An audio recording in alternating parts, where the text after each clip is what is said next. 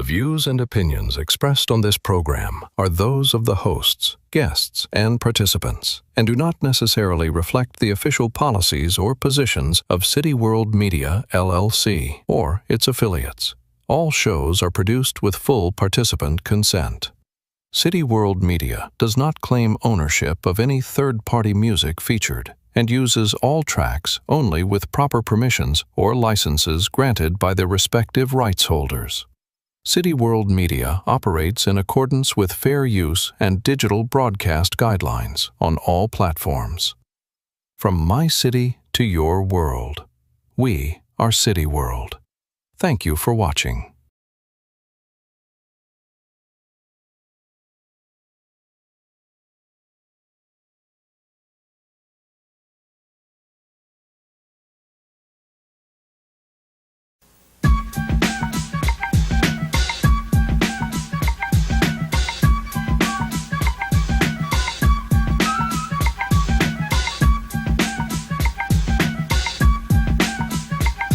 Never feeling significant, I can make a difference. You need an example, use this as a for instance. Put your mouth on board, put your brain in gear. All of you sassafras, raise your glass and cheer. As you get on your good foot, I hope that you never put your trust in unjust suckers who discuss ways of getting paid by criminal means. They having a sale on minimal dreams, doomed to fail. They caught your tail, your butt's in jail, you gets no bail. The scale was tipped, but you weigh little. There's a rock in a hard place, you're caught in the middle. Need a lawyer to litigate some legal dribble. Now you're back on the street like it ain't no riddle. How long will this last? You seem to love crime. Today you're out here, tomorrow you do time. Word is born, arm your brain and shoot. Yo, the state is cold, ready to prosecute. Oh, you think you smarter? The system's older. The ace has been dealt, you're now the holder. The name is Chill Rob, there is a good God. My rep is not scarred, I won't commit fraud. Can't say I lied, there's nothing too hard. I say with much pride, court is now in session.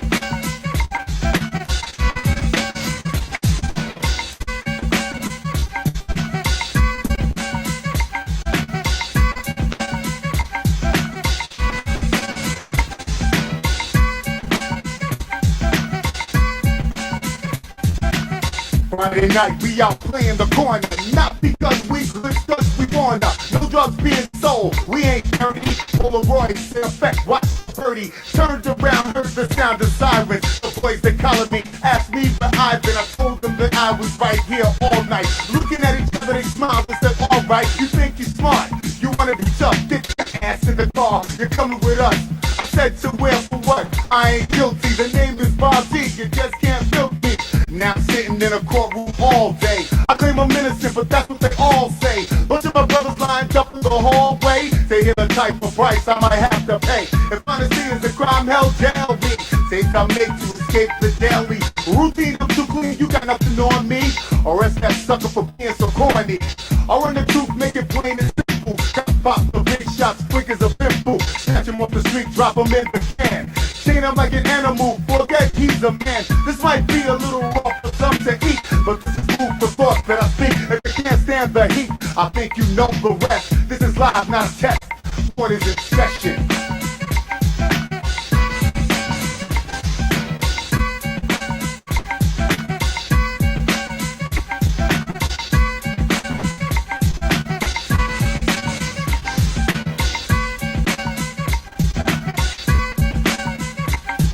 It's a pity the way the city treats the poor. I got congressmen, councilmen, tell me what are they for? I write them letters, better I even give them a call. But they kick back, cool out in my city hall. I pay the tax, they max them, but they ain't passing off. They try to beat me, they treat me like they think that I'm soft. Pure power the hours later than you think. While they sleeping, I'm grieving because I'm on the brink of insanity, vanity, keep my hygiene clean. Stop this and listen, and then you know what I mean. It's no mystery, history keeps repeating itself. I last longer, I'm stronger, my rhyme's completing itself. I put the pen to the pad and let the words flow. I put the mic to my mouth to make your mind grow. So nighty-nighty, alrighty, I'm putting heads to bed. You sound tired, you're fired up over what I said. There's no stopping, I'm cold, dropping your toy boys. No bull, I'm hitting you with the dope noise. Court is in session.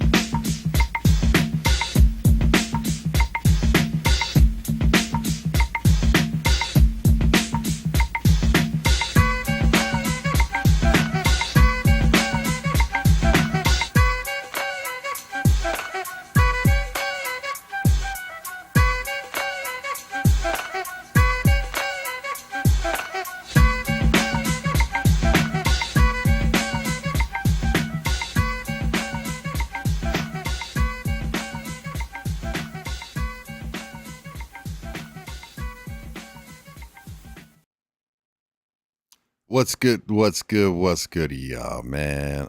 I got to say, happy Friday. It's a great day. And this one is a special one. I know I've been saying it all week because it's been a special week. It's been hip hop's 53rd birthday. And for hip hop's 53rd birthday, we did B-Boys Underground every single day this week, man. And we're ending it off with an icon, a legend, and one of the founding fathers, and he's been connected in the game forever. So tonight, I'm honored to welcome Chill Rob G. You know, Chill Rob G comes from a period in hip hop when originality, voice, presence, and writing and control of the microphone determined your reputation. You know, basically coming out of Jersey City, he became part of the original flavor unit alongside artists and producers who work helped define an important period in New Jersey hip hop.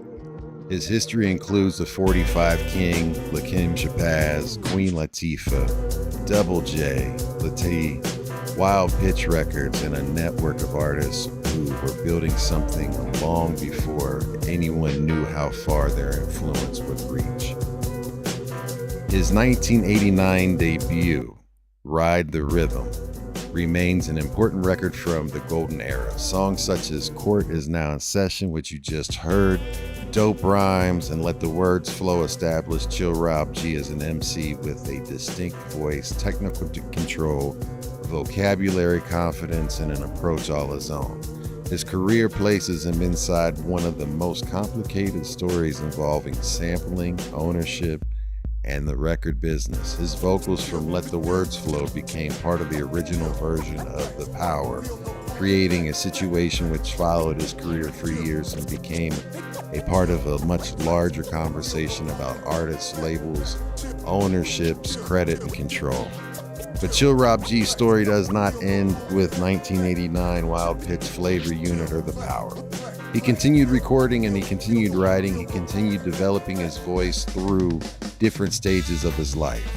Years later, a connection with Chuck D led him to a producer, C-Doc and the SpitSLAM Record Label Group. From there, Empires Crumble in 2022, a full-length project which placed Chill Rob G back in an active recording environment with C-Doc handling the production and Chuck D involved as both collaborator and executive producer. Now we have Survival of the Better. Released through SpitSLAM and produced and mixed by C-Doc, Survival of the Better is their second full album together. Chill Rob G and Chuck D serve as executive producers, and the guest list brings together respected voices from several generations of hip-hop, including Treach, R.A. the Rugged Man, Sadat X, Copywrite, Wise Intelligent, the God Lakim, and Thrilla, and of course Chuck D. What interests me most about this record is where Chill Rob G stands today. We're talking about an MC with decades of experience who still respects the discipline of writing, still respects the microphone, and still sees value in making new music with something specific to say. So tonight is about the full history of Jersey City and the flavor unit, the 45 King, Wild Pitch, Ride the Rhythm, The Power, the years people heard less from him, his return to recording, his relationship with Chuck D, his partnership with C-Doc and SpitSLAM, Empires Crumble, and now Survival of the Better. This is a lot of history connected to Chill Rob G, but tonight we're also talking about the artist he is right now. So it is my privilege to welcome the one and only Chill Rob G to B-Boys Underground. Salute. Welcome in, family. Peace. What's up, everybody? Thanks for that, man. Appreciate the intro. My man, Ghost Boogie. Thanks for having me on B-Boys Underground. What's going on? Yes, man. Well, welcome in, family. And it's great to have you. And yes, I mean, you have been around the entire, history and founding of, hip hop in itself and hip hop history. So it's dope to be able to have someone with your cloth and caliber here with us today to share the story.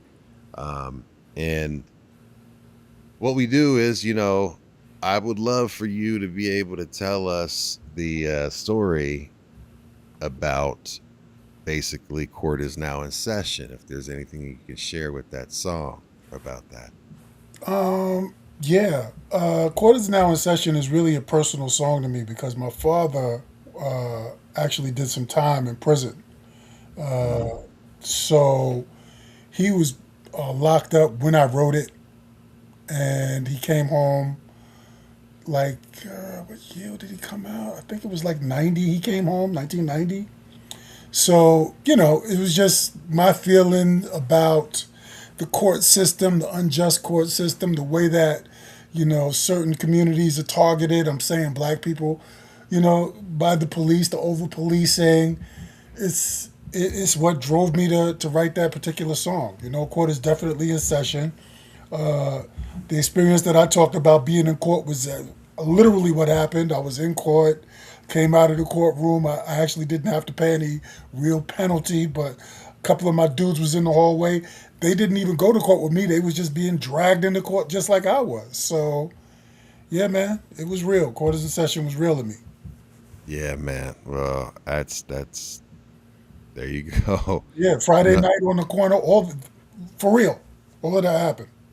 Man, that's crazy though. To be able to put that, that's the one thing I love about hip hop and love about being creative is the fact that you have the ability to tell, your stories and, get some of those things off your chest in a manner that's, healthy in a way, right? Instead of going out and, doing some other things, right? No doubt. Yeah, that's dope. So what I wanted to ask you, of course, always, we start off each and every single interview with basically take me all the way back to your very first memory of hip hop. Put me in the room. What did you see? What did you hear? Who was around you and what happened inside you that made you want to become part of it rather than only listen to it? My very first time actually hearing any type of hip hop was a random afternoon. I believe it was during the weekend. And I was in Jersey City, and our shopping area back then, there was only one main shopping area that was like Journal Square in Jersey City. And I was on my way back to the bus stop. This is like, 17-year-old kid. Got his new sneakers, and I'm on my way, home after buying them.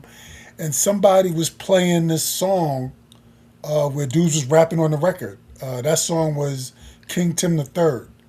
And it just sounded different from anything I had ever heard before because they wasn't singing, they was just talking. And Yeah. the beat was kind of raw. It wasn't so melodic, you know what I mean? It was like a lot of heavy on the drums.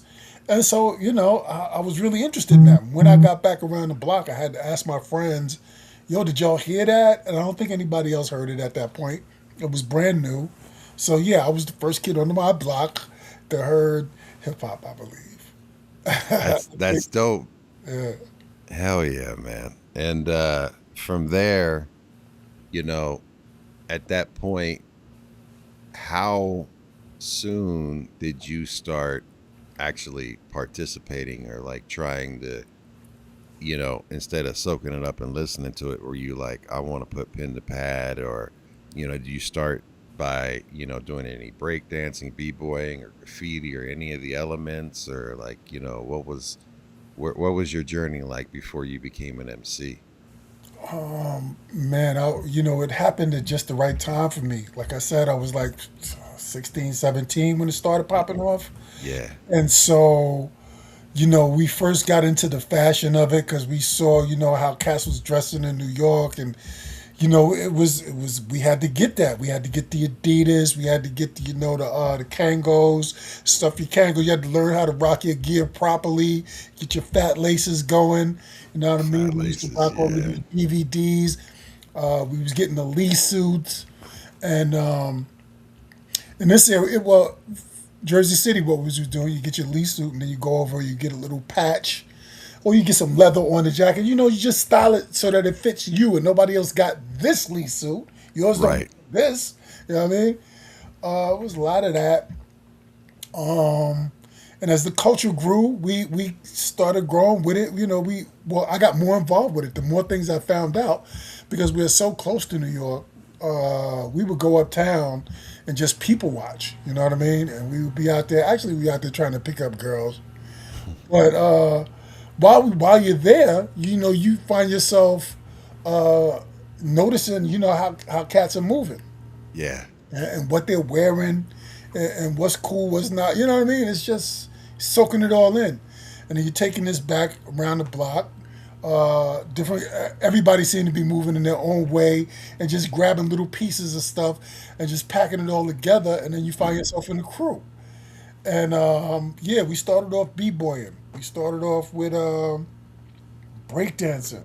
I was doing that too. I was pop locking and all of that. I was a little vandal. I was running around writing my name on stuff. I got in trouble for that because, I didn't grow up in a house where you could get away with doing stuff like that. There just was no way that was going to fly. But, Yeah. I was a little prolific writing, and I put my name up on this. There was a new school being built, Yeah.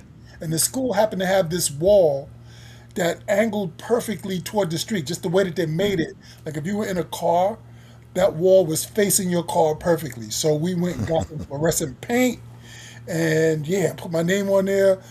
And since everybody was calling me, my name was Bobby, and everybody was calling me, so I put Bobby G on the wall. My aunt was a teacher. She saw that. She called my grandpa. Yeah, I got in trouble. Oh, she knew exactly who it was Yeah, right off the bat. yeah. So, I stopped. I slowed down with the graffiti big time. They gave me a long speech. A couple of people gave me a long speech about it. So I relegated myself to just writing on my notebooks. I was writing Killer B. I used to write, somebody asked what I was writing. I used to write Killer B Yeah. because my name was Bobby. So I used to write Killer B and I would draw a little B. I had fun with it, man. But yeah, before we started rhyming seriously, like it seemed like everybody was trying to rap, you know? Yeah. I would say, because first we started off learning, you're learning the records. We learned Kington the Third, then we learned, what was the name of that record? From Sugar Hill. What was the name of that record? Apache no, if you're talking about the very first one, Yeah, I yeah, guess yeah. Rapper's Delight. Crying out loud. So we learned Yeah. Rapper's Delight.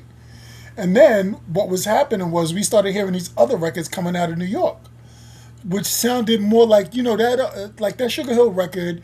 It sounded like the professional, polished Hollywood version, if you will. Pop Right? disco. Yeah. Right. But the other stuff that we was hearing coming out of New York, it had a different sound to it. It was raw. It was edgier. And this was family rap and Kool Moe Dee, Special K, Sunshine, all of those records. We was hearing Spoonie G. Listen to that record. That don't sound like the Yeah. other. You know what I mean? So we was on that. We learned those records. Now you can recite that forwards and backwards, but when the party is jumping off and the DJs are now starting to play break beats, dudes are going up and saying their own rhymes. And I was like, we can say our own rhymes? So now, I got a little hype there. So, because I seen the attention they was getting. I mean, people was like, oh. So I was like, okay, I'm doing that. I'm doing that. I'm on there. So I started writing my own rhymes.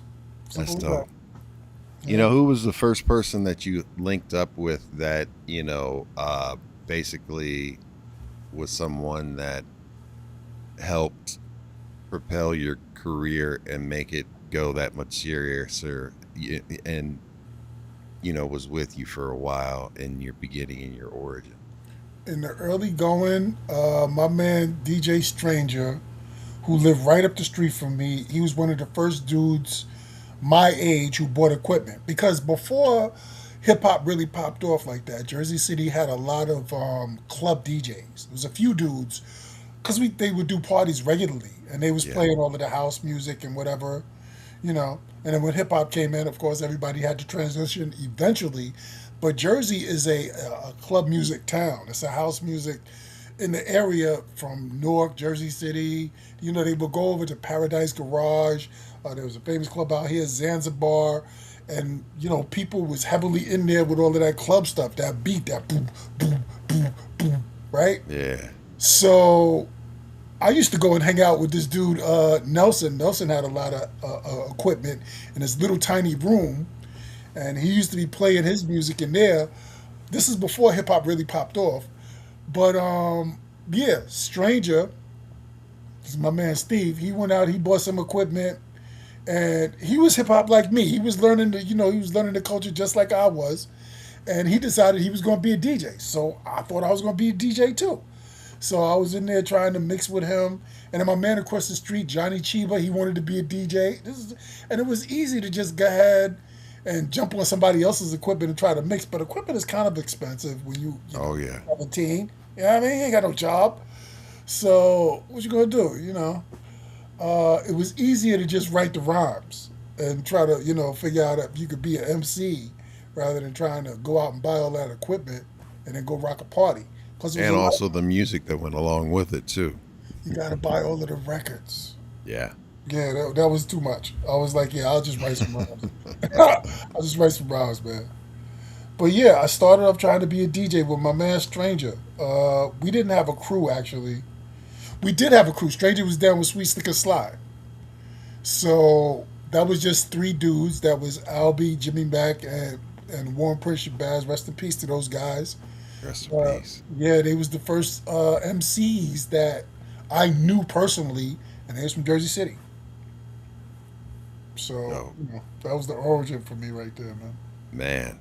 So from that moment until the point where, before Flavor Unit became a name recognized throughout hip hop, you were there during its original formation around Mark the 45 King. Mm-hmm. My God, that's an amazing individual alongside people like Lakim Shabazz, Mm-hmm. Latifah, and eventually Queen Latifah. All hail the Queen. Mm-hmm. What did that original circle feel like before there was a brand, a business, and any understanding about how important those relationships become? Man, it was mad cool,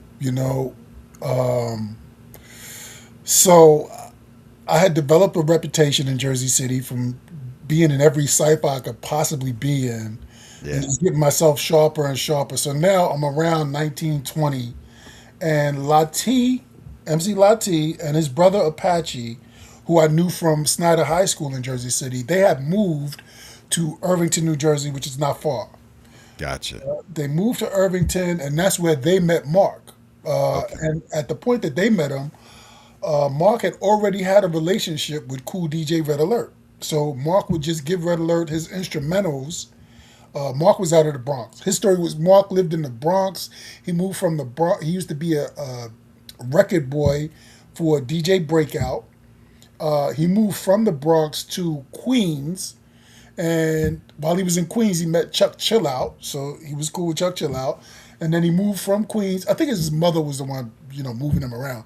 So then they moved to Irvington, New Jersey. And lucky for us, they moved to Irvington, New Jersey. And that's where he met Apache, Latifah, and Queen Latifah before I came into the picture. Also, there was a guy named Ramsey.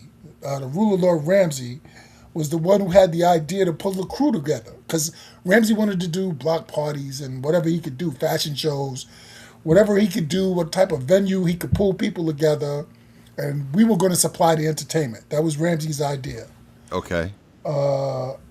It never really worked out like that, but Ramsey did bring us together as a collective. So Lati came to my house one day after they had met Mark, and he said, yo, Rob, listen, you got to come with us, meet this dude over here. This is my man. He got a lot of beats. You're still rhyming. Come check this out. So I jumped in the car with them, went over to Mark's crib. We in the basement, and I knew Mark was serious about his. I didn't realize this was the 45 King yet. But I knew he was serious because he had all the equipment you could possibly imagine. And when you went down the stairs to the basement, there was a wall of crates. I mean, a wall of crates. I knew DJs who had a lot of records. This dude from floor to ceiling, I can't count the crates, and they all full. So, boom, we in the room and we kicking it. And, we started a little freestyle session. We must have went for 2 or 3 hours down there just rhyming over different beats. And then, during that process, while we was down there, then it hit me that this is the actual 45 King who I've been hearing on the radio and Red Alert been playing it. I'm like, oh. So, I'm not going to stop rhyming now. Because, I'm in here with the 45 King. So, right. We just kept going. And I was built to freestyle. I used to have a freestyle partner that I rock with. His name was MC Jute. Rest in peace to Jute. Rest in peace. Yeah, man. I used to freestyle for hours, and so I was doing that in Mark's basement. And when you're freestyling, it gets pretty fun because you can talk about the stuff that's in the room and stuff like that. So I was doing that. We had a great time. It was a great first meeting with the Kingpin, and then the night was over. So I was happy to meet the dude, but I just walked out. I figured I'll be back eventually. And what had happened, Mark got my number from Latifah. Well, he asked Latifah if it was cool, get the number, blah, blah, blah. He called me up and he was like, listen, some of that stuff you said was kind of dope. You might be ready to make a record. What you think? And I was like, yeah, let's do it. Let's make a record. So, man, I was so hyped. He had a studio that we could work at. Vaughn Mason had a studio, actually. From Vaughn Mason, like Bounce Rock Skate? Vaughn Mason, Bounce Rock Skate. Yeah. So, we're going to go down there. We're going to record it. It's going to be like $30 an hour. So do you have any money? Because, again, we ain't got no jobs. So, I had to get my little $30 together. Mark had $30. Bam, we got 2 hours. Be ready. Have all your stuff ready because we, what I mean? So, yeah, I was ready, man. I went in there. We recorded 2 records. We did Dope Rhymes and a song called Chillin'. And that was it. That was my first demo. Dope Rhymes and Chillin'. Dope Rhymes and Chillin'. Yeah, you mentioned, because I can remember getting money together for studio time, and right. You absolutely had to be in there and come in prepared. Like right, it wasn't, right. There was no, because you couldn't waste tape, you couldn't waste time because they were on it. Like your 2 hours are up, it's a wrap, go, because they got other folks coming in, or you're going overtime. Looking back at it now, we was in Vaughn Mason's crib in the basement. It was me and Mark. We gave him the $60. Vaughn probably would have let us record for 5 hours if we wanted to. He didn't really care. Was he cool? Yeah, he was cool like that. It wasn't we wasn't under that kind of pressure. But I did put myself under that kind of pressure. So I tried to knock it out in one take. Yeah. It was nice and clean. Plus, if you've never recorded before, when you put the cans on, you got them headphones on, you have never heard anything cleaner than that. All right? When you are in a recording studio and all you got is the beat and your vocals, I do remember how strikingly clean and clear. There was nothing else playing but my voice. My voice startled me. I had rhymed 1,000 times before that. I had been on stages. But I had never heard it like that. So that was like, wow. Yeah. It was a good time, man. It was a good time. We got that demo together, and then we took it up to Red Alert. What was that like, before we talk about Red Alert and DJ Cool Red Alert, I got a chance to meet him, and such a dope individual. What was it like? Because Bounce Rock Skate was a humongous hit. Was Was there anything that you felt? Did you feel any type of way knowing that you were recording at, Yeah, you man, of know? course, man, of course. I'm gassed. Yeah, I'm so gassed up, bro. This yeah, is why I was able to knock it out in one take. Because this is the 45 King. This dude is happening right now. And this is Vaughn Mason. This dude got a hit record already. He knows what it's supposed to sound like. So whatever they say right here, as far as how to make this thing sound proper, I'm with it. Whatever y'all want to do, man. You know what I mean? Do you need me to do it again? I'll do it again. But it was so, like I said, I was locked in. All right. There was nothing else on my mind for the days. I don't know. It was probably like a week or so before we actually went to record it. I probably yeah. said those rhymes 10,000 times before I got to the studio. So, yeah, I was ready. you you were ready. You were done. It was like boom, I done. was That's absolutely ready. dope. And you talked about 45 King and giving Red Alert beats before you even met him, and about how records like the 900 number existed in that ecosystem, and before people understood what Mark was building. Take me inside the meeting Mark for the first time. What did he recognize in you, and what did you recognize in him that made the partnership work? But like I said, man, I wish I could ask Mark what he recognized in me, man.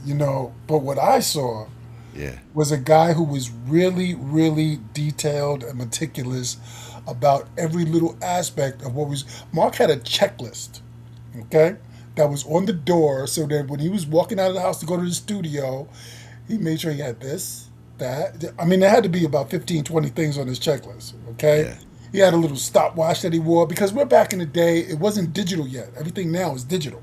yeah, Back then, when we recorded on that fat quarter-inch tape. yep. We had to splice the tape together in order to. It was all amazing to me, man. Splicing. Yep. Yeah, yeah, it was all amazing to me, and I'm working with this guy who knows how to do that. So I was really impressed with him. You know what I mean? That he had all of this knowledge. Plus, he's putting these beats together. The beats was dope. I learned about different kicks and different snares just listening to Mark. He would play all of these different records, and then you realizing what you're actually listening to. I've been listening to music all my life.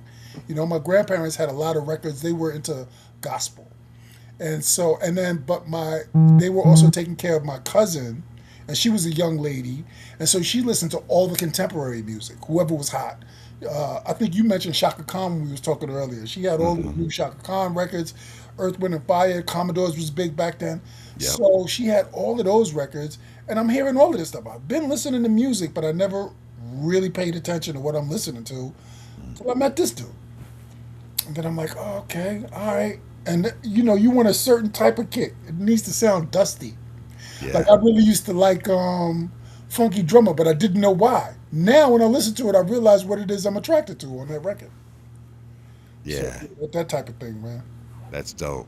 Ride the Rhythm came out through Wild Pitch in 1989. What stands out listening back is how many different versions of you were already present. You could be aggressive, you could be technically dense, you were conversational, funny, and controlled without sounding like you were changing characters. How much of that range was intentional, and what were you trying to prove as an MC when you made that record? I guess it was all intentional, subconsciously. Every new record that we did, like I wrote most of the rhymes that we did, most of the rhymes that are on Ride the Rhythm, I had written before I met Mark. And there's only a few songs that I actually wrote to the beat to put on this album. So, because before that, all of the rhymes that I wrote were songs on the radio, and then I'm listening to it and I like it, it inspired me to write something, and then I put some lyrics down. So, to try to sound a different way, at this point now, I'm in a studio, I'm recording an album, but there's a lot of good stuff on the air. Rakim is out, Big Daddy Kane is out, Kara's One is out. You know what I mean? Yeah. You don't want to sound like a clown. Like, listen, if these dudes, if I should happen to be in a building and they say my name, I want to be able to go up on stage after any one of them or before any one of them. You know, I can Yeah. open, and it's not going to be such a drop off Right. in the quality. You know what I mean? So I kept that in my head while I'm putting these rhymes down. I wrote it, I rewrote it, I wrote it one more time to make sure that I'm saying the best possible verse on this or that. You know what I mean? I tried to put it in. And I mean, it basically later on, it was selected for the Source's 100 greatest rap albums of all time list, which is a hell of a thing to be, you know, and it's a hell of an accomplishment. Yeah. Pretty cool. I ain't mad at that. Yeah. Salute to you on that one, man. You know, when we talked about Court Is Now in Session, Dope Rhymes, Let the Words Flow, and the records from that period came during a time when an MC was judged hard on voice, vocabulary, your breath control, originality, no biting allowed. You know, what standards did you personally use to decide whether a verse was good enough, and who among your peers made you go back and sharpen your pen? I'm in this room with, oh man, I'm in this room with Apache, with Lakim Shabazz, with Latifah. With Latifah already had a record out. He Yeah. had, what was the name of the record? He had, of course, he had This Cut's Got Flavor, Mhm. but he was still writing other stuff. He had a song called No Tricks. He had a couple of other records. There was a song called Brainstorm. Latifah is dope. He's probably still as good. We just can't get him back into the studio. He's done with the game. And He doesn't want anything else to do with it. Yeah, he's finished. Gotcha. But listen, I'm in here with these guys. I gotta step my game up. Or they're gonna be like, nah, they're gonna tell me. You Yeah. know what I mean? You know, this is not, come on, Rob, you could do better than that. And I don't want them to say that. I knew they might say it. Thankfully, I never heard it. So, yeah, you gotta realize where you at, man. You're swimming with sharks right now. So you need to be a shark or you get chewed. You know what I mean? Yeah. And that's what it was. Absolutely. That's dope. You know, and then basically, and I know you had mentioned that this is something that, you know, is current. You've got some situations going on finally with this, but, you know, there's an almost prophetic part about the story behind The Power. You have recalled warning Mark that putting an a cappella on a record meant somebody could eventually take the vocal and build another record around it. Then essentially what you warned about happened before the lawsuits, the label, and the business and part of the story. What was your first reaction when you heard your own voice coming back at you on somebody else's production? It was wild, man. I mean, I'm familiar with the concept of a remix, which is what I initially thought I was dealing with. But then it turns out that no, this is not quite that. Like, Right. they changed the vocals. They rearranged the vocals. You know Yeah. what I mean? It's not just the way I laid it out. They cut it, chopped it. They took this out. They added the phrases getting kind of hectic, which is part of the verse, but they just pulled that out and let's use that as part of a hook. Yeah. And then they added Jocelyn Brown to it. So this is a recreation of my vocals. And I was like, wow. You know, when I'm first hearing it, I really didn't know what to think, to be honest, because I'd never heard anything like that before. It never happened to any of my peers. Like, I didn't know anybody else who had their record changed on them like that. But yeah, it was weird. It was something that you know, Stu Fine. I thought Stu Fine was willing to go to court and let's make this thing right. Yeah. And then when he wasn't trying to do that, then you know, it was so fishy. Everything. I guess that's when my eyes was opened, which it has to be a good thing, right? When you Yeah. finally see the light, I finally saw the light thanks to that record. Wow. Yeah.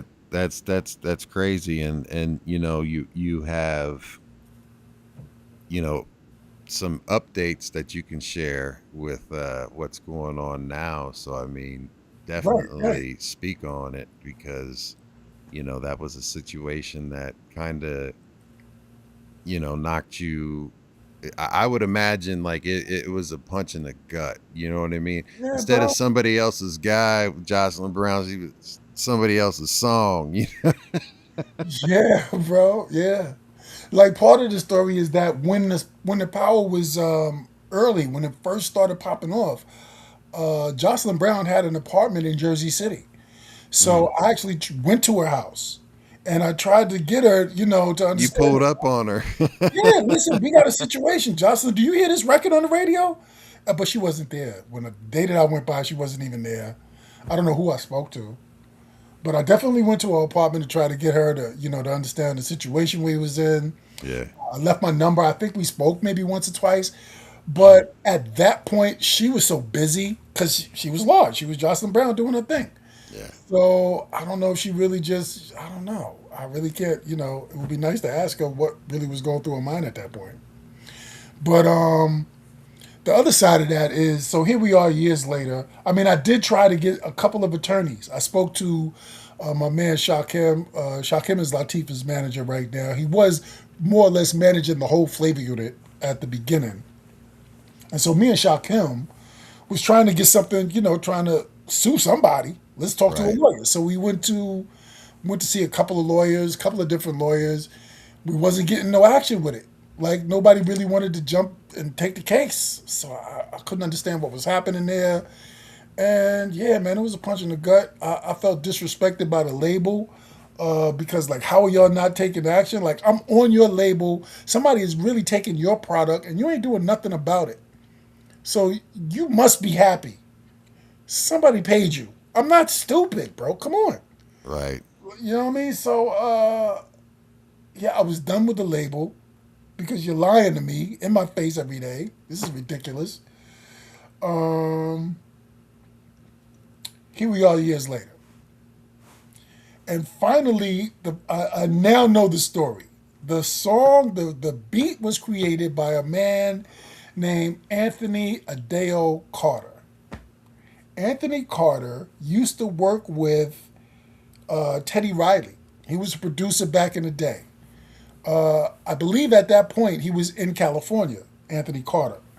So Anthony Carter put together that track. He did some sampling. He sampled Mantronics, because you hear those bells in it, that ding, Yep. ding, ding. That's Mantronics. He sampled some other stuff. But he put the original track together without my vocals on it. The part of the story that gets where a grimy business begins is somebody, and because we're going to court right now, I got this open case in California. I don't want to start naming too many names or whatever, but somebody walked out of the studio, again that 1/4-inch tape. They walked out with the tape. It vanished. Anthony Carter never saw it again until he heard it on the radio. Got you. All right, he So heard he it on the even radio got with jacked. my vocals and Jocelyn Brown on it, and he's flabbergasted, like, and he had been trying to pursue it all these years too. Wow. Yeah. So finally, Anthony Carter, he got, he got a lawyer. They tried to get the case going back, I think it's 2021. They wasn't quite ready. So maybe 2 years ago, they reached out to me. They found me on Instagram. And at first I'm getting these messages, and it's been years and my story's been out there, and people are telling me, yeah, we got some information you need about the power and we're going to court. And I'm like, I don't want to hear it. But it was real. These are the attorneys that was reaching out to me, and let's do this. Let's go in. We can sue these people. And so now we got this open case, and I got Jocelyn Brown on it. I got Anthony Carter on it, and we got about 20 defendants of all of these different people who have been profiting off of the power. So maybe finally we can get some justice out of this. I believe we can. The case is pretty freaking strong. Let's go. I hope. I know it will be. I know you'll get taken care of, man. Positive energy to you on that one, fam. And the biggest thing I wanted to ask you about in regards to all of it, as far as the takeaway, what did that teach you about like ownership and contracts? Oh man. It's it's all about what you negotiate in the beginning. Yeah. When you sit down in the beginning, the corporation that you're dealing with, the company, I don't care how big or small they are, they Hmm. see you as a commodity that they can sell. They know they can make money with you. Yeah. You, as the creator, as the artist, might not be as confident. You know that you're making what you want to make and you know it sounds good to you, but you're not in the business of selling, not yet. You're Yeah. just creating. They know that that's all they do is sell. And they know that the energy they're going to put into selling it, and they're trying to get you. They're trying to get you, man. Dave Chappelle learned it. Remember, Yeah. he was on HBO telling people not to watch his show no more because he's Yes. giving it away. And that worked Yes. out for him. Incredible. Incredible. So, Yes. yeah, it happens, man. It happens. It's been happening. I was watching a YouTube short about the guy who Norman Lear stole all of those shows. Norman Lear created what? Good Times, All in Hmm. the Family, and all of these other black shows, Sanford and Son. Hmm. And he stole those shows from this black guy. It's weird that a Jewish guy I would have didn't know that Norman Lear stole this. So those were Norman even Lear stolen. walked off with all of this guy's ideas. Wow. Okay? They tried to offer him $1 million to go away. He's like, $1 million? He didn't Yeah. take the $1 million, and so they managed to beat him out of everything. It's terrible, man. It's horrible. And think about how much money just off of syndication alone. Come on, bro. I That's mean, generational wealth. This man's grandkids would be fine right now. grandkids. I Grandkids, mean, grandkids. All because I right, mean, Bunker. I don't know if he had Archie Bunker, but he definitely had Good Times and the Jeffersons. and And you can't Jefferson. turn on the TV without, with all these cable channels. One of those shows are playing right now somewhere. Somebody's laughing right now because of that guy's ideas. Yes. All right. That's crazy. That is Mm-hmm. absolutely crazy. Mm-hmm. Wow. Uh Yeah, man. Yo, yeah, I mean, yeah, you just hit me with that just to think about that with the syndication money and all of that stuff, man. That's something that like you said, when you're young, you're impressionable, and you hit a nail on the head that resonates a lot with anyone starting out, regardless of the age. Like, you don't necessarily uh have not everyone has the confidence to know what they're bringing to the table, and Right. they're You don't just think trying that to you're get on. yeah, yeah, yeah. This is $1 million proposition that you willing to take whatever. Don't take whatever. Don't do Yeah. that. Make them pay you right up front. Yeah. It might seem hard to do. You don't want to blow the deal. You don't want them to say, "Oh, we don't need you. We can get anybody," and they're going to try that. Yeah. You know what I mean? And they might even do it. But you know what? The paradigm has shifted. It's different now. You don't necessarily need to go to the label right now. Yeah. Right? There's so many ways to reach your audience. There's platforms like Bandcamp. You can get yourself popular making a YouTube video. This girl came out of nowhere. Earth Sign Shells, right? She got this song, "My Daddy Died." Like, I don't know if she's signed, but I hope she's not signed to a label. And she's independent and doing I her hope she's thing. independent and make them come to her with a bag. You know what I'm saying? And Yeah. that's the way to do it right now, man. And they're definitely, the one thing that they're hemming people up with now are these 360 deals where Oh my they God. own, like, before you could make money touring because that was your way to make, because you weren't Yeah, making now they really want money to off cut. the album, but Yeah, now yeah. they want your likeness, anything and everything. They want it all for for that signing off. It's crazy. Yeah, greed That is real, man. Yeah, it is. Yeah, Greed it is is. real. Um, you know, After that first major run, there was a period when the public heard much less from you, and then, SpitSLAM's biography references both personal stress and frustration with Wild Pitch, while Black Gold went through its own long and complicated path. And before reaching listeners, what was happening in your life during those years that the audience never saw? And how close did you come to deciding music was no longer worth the cost for you? Oh, I didn't come close to it. I went all the way through it. I was done. Not gonna Yeah. rap no more. me just go to school, I'll get a degree, and I'll X, Y, and Z and do all this other stuff. But then none of that really panned out because I was still, trying to, even without even trying to, I'm still writing rhymes. I'm still listening to hip hop. I'm still going to I'm keeping my ear to the ground. Like I hear all the new stuff. I'm stuck. I love this stuff, man. You know what I'm saying? This was mine, and y'all kind of took it from me, and I was pissed. Yeah. So I find myself doing, jobs that I don't really want to stray too far into a career because I'm a rap artist.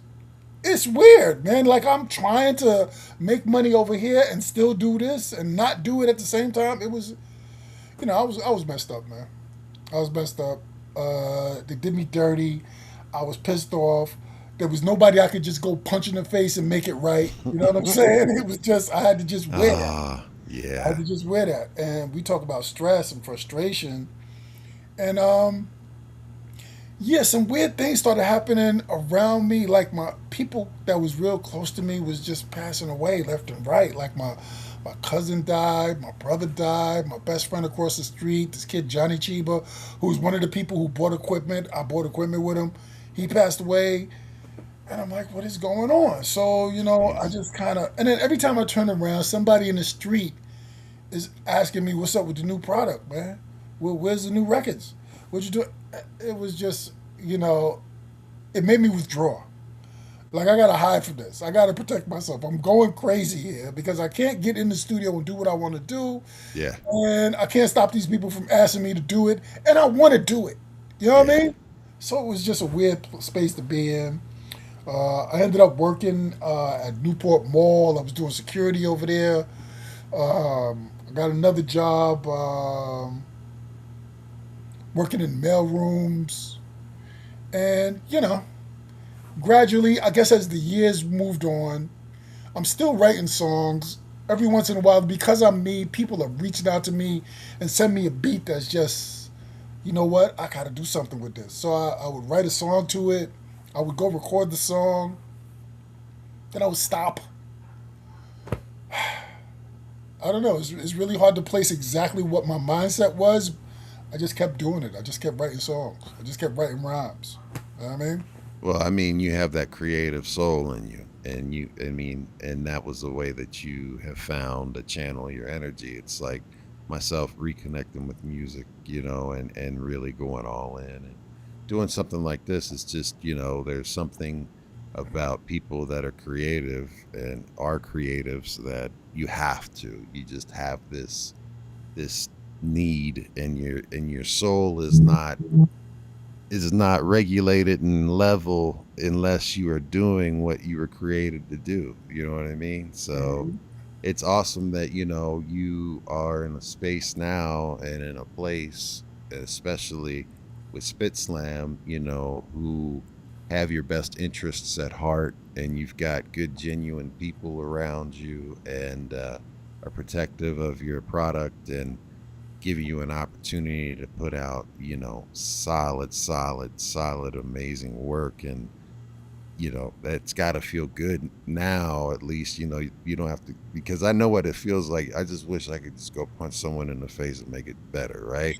I know when you said that, I felt that one. I felt it's like, man, listen. I felt like, if it would have worked, if it would have changed things back to where they were supposed to be, I would have cracked somebody open, man. But you know what I mean? Yeah. Just deal with the frustration. So I kept, just recording different projects. And I want to say shout out to the bankrupt Europeans, to my man Snafu, who I haven't spoken to in a minute, because he was one of the first people, after a long stretch of not doing anything, that reached out to me. I think it was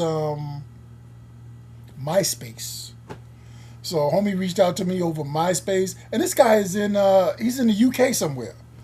You know what I mean? So he reached out to me over MySpace and convinced me to record some new music, and I did it, and that turned into an EP that we did,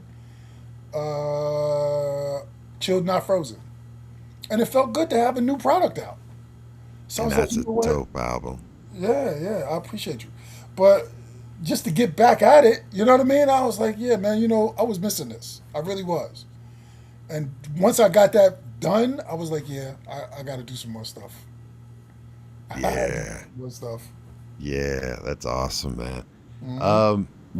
So there's a piece in history I think deserves more attention, and it's when Tricky recorded his own interpretation of Bad Dreams during the pre-millennium tension period of the 1990s, when an artist from a completely different musical world hears something in your work and carries it into a whole nother genre.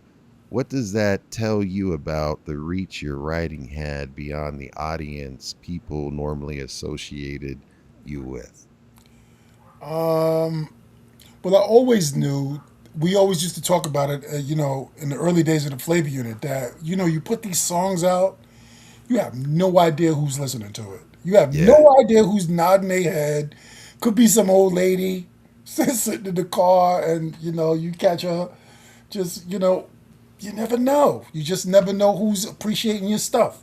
So I think that conversation we was talking about, being cool with the fans or whatever. yeah, The truth is, man, you are reaching out to people, and they thinking that they're knowing you, they're getting to know you, and in some sense, yeah, they are getting to know different parts of your character. They're getting to know some bit about you. So it was cool. It was definitely yeah. cool to have Tricky do that. I was surprised. I'm always surprised when my name is brought up because every once in a while I catch these posts. Who's the best this? Who's the best that? Your top five, blah blah blah, and my name never comes up. So I'm like, well, rarely comes up. But then every once in a while, somebody will just throw a Chill Rob G out there. And I'm like, okay, all right. Yeah, All right. So they are listening. They're listening. It's cool. yeah. There's a question from Midget Mike. He said, how was it working on Wild Pitch Records, seeing label mates like Gangstar and Lord Finesse and OC drop some classic albums? Were you around them at any point in time? I didn't meet OC while he was on the label. I met Keith. I met Gangstar because Mark produced one of their first records. I don't know if it was the very first one. That was because Stufan knew that he wanted to get 45 King stamp on his new artist. Yeah, So I met them. I met. I mean, Wild Pitch as a label could have been. It's a could have been it was amazing. because the roster was pretty deep, It right? was. But the management of the label, nobody's smiling around there. None of the artists are coming in, feeling good about what we're doing. We felt like we were being jerked. Everybody. Mm, So, you got Ultramagnetic coming through your door and you're not treating them right. Come on, bro. ultramagnetic. So it's wild, man. I don't Yeah, understand it. I guess that greed thing, like I said, greed is real. Like you really got to keep the money from everybody, huh? yeah, Okay. All right. yeah. Work out. And do good business. You know what I mean? That's all you got to do. Yeah.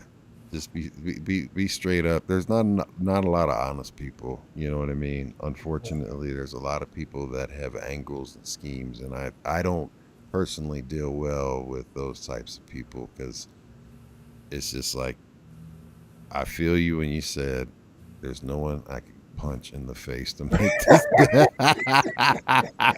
It's like, yeah, man, I feel you. When you said that, I was like, I was like, I feel you on that because I would have been punching somebody. Like, yes. Yeah, man. Uh, you lived long enough to see the original Flavor Unit story become hip hop history and to watch members of that circle take completely different paths and to lose Mark, the 45 King. When you strip away record sales, rankings, industry recognition, what do you understand about today what the original group of people created together that you did not understand while you were living through it? How much we meant to folks, how much we meant to the Jersey collective in general. You And meant a lot to me. I appreciate you. Like we stood for something that we didn't really see back then. We knew we were doing something, but we didn't, now looking back at it and speaking to different people and hearing from different people, you realize that you really did put a stamp down, and it wasn't just your flag. You put their flag down. All right, Yes. and they appreciate you for it. And so I'm cool with that, man. I'm happy that we was able to pull that together. I'm glad we didn't screw it all up for you. You know what I mean? Yeah. Even though maybe individually some of us didn't do what we wanted to do, we gave you something. And you love us for it. And nobody ever really came to me and said, you whack because you didn't sell this. I never heard that. Nobody ever said that to me. They always talk about how dope the album was.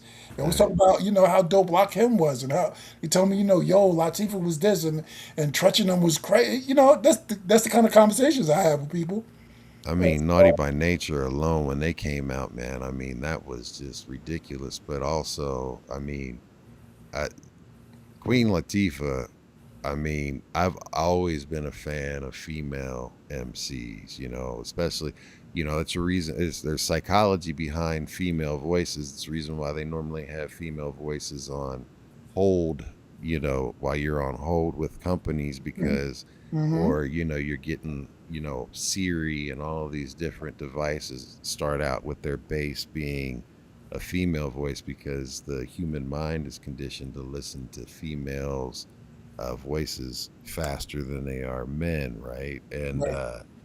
you know, so having a female MC come out and spit, and I always like I put her right there with as much high regard as I put, of course, MC Light. MC Light, my God, and there's Roxanne Shante and all of the ones before, but when it was like MC Light and you had Moni Love and you had Queen Latifah and you had all of those sisters out there, but I couldn't get enough of it. I was like, man, this is just amazing. And then especially with her messaging, right?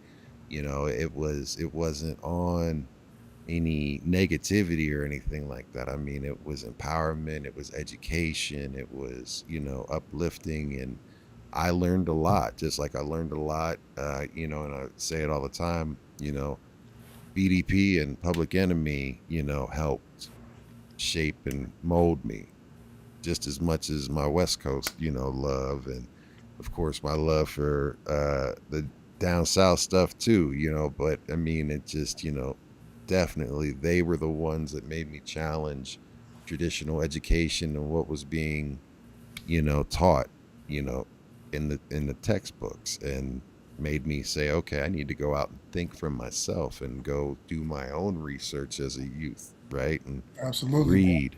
So Absolutely. yeah, that's amazing. I mean, you know what? In general, the zeitgeist was different back then. What we were Yeah, talking about, the culture was different. We were in a very conscious mindset. We were on some revolutionary stuff, and that's what we was talking about. And yeah, the way the system was manipulating us. Now, I'm a little fearful that there's not enough of that being said. it's Especially not. right this minute. We Especially right need it now. so bad right now. Yeah, bro.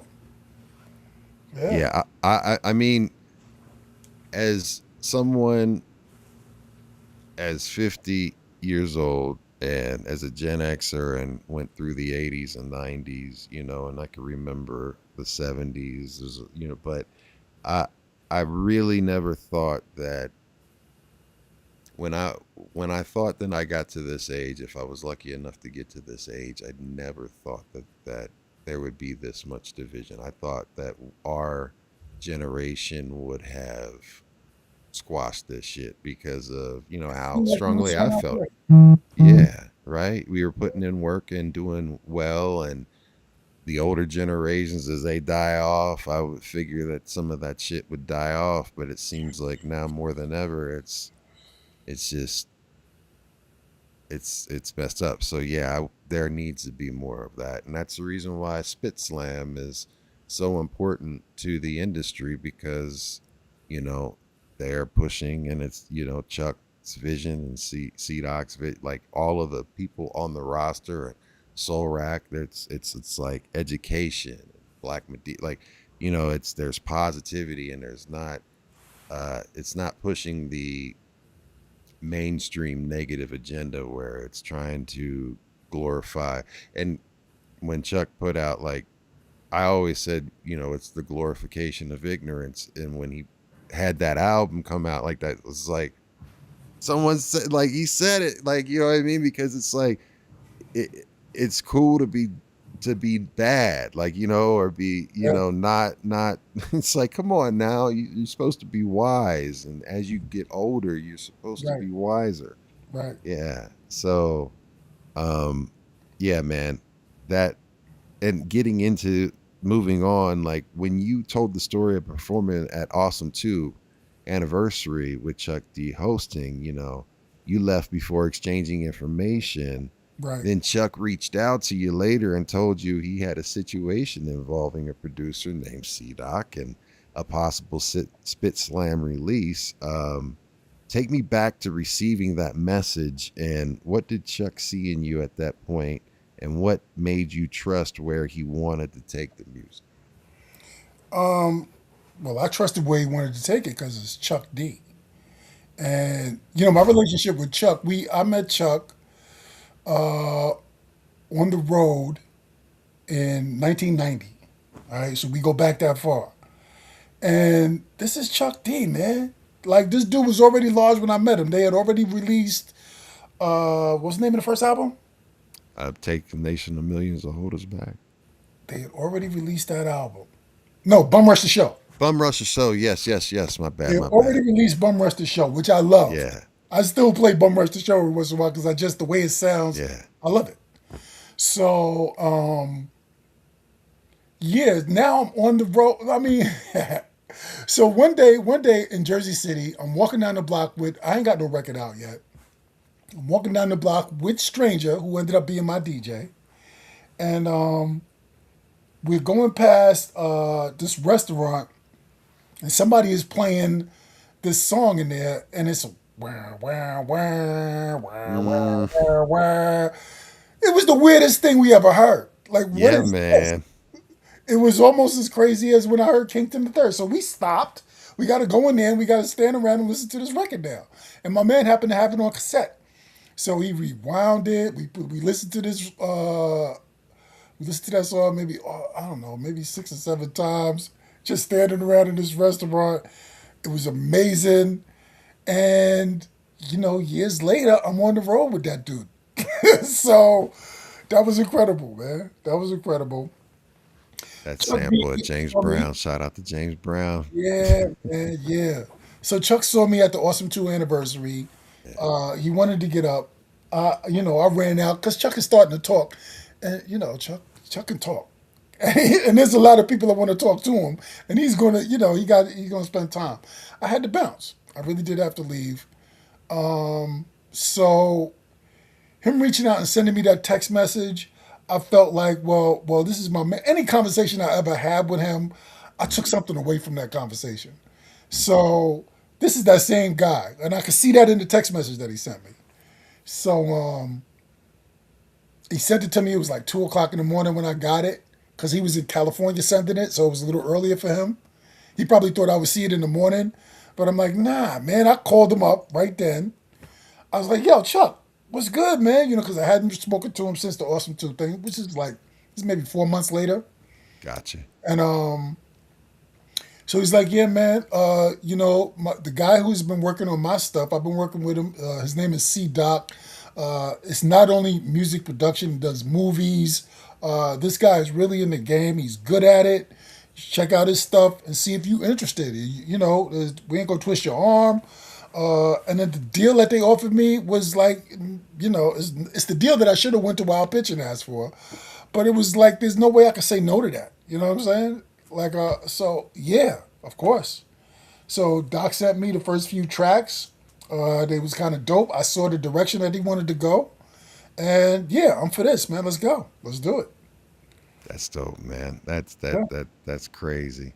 You know, and Chuck D did more than appear on a record. He helped connect you with C-Doc, and you know, when you connected with them, you guys ended up producing Empires Crumble, and now holds the same executive producer role on Survival of the Better, which has Chuck done, or what has Chuck done behind the scenes for you as an artist, a friend, or an advocate, which listeners would never know from reading like album credits?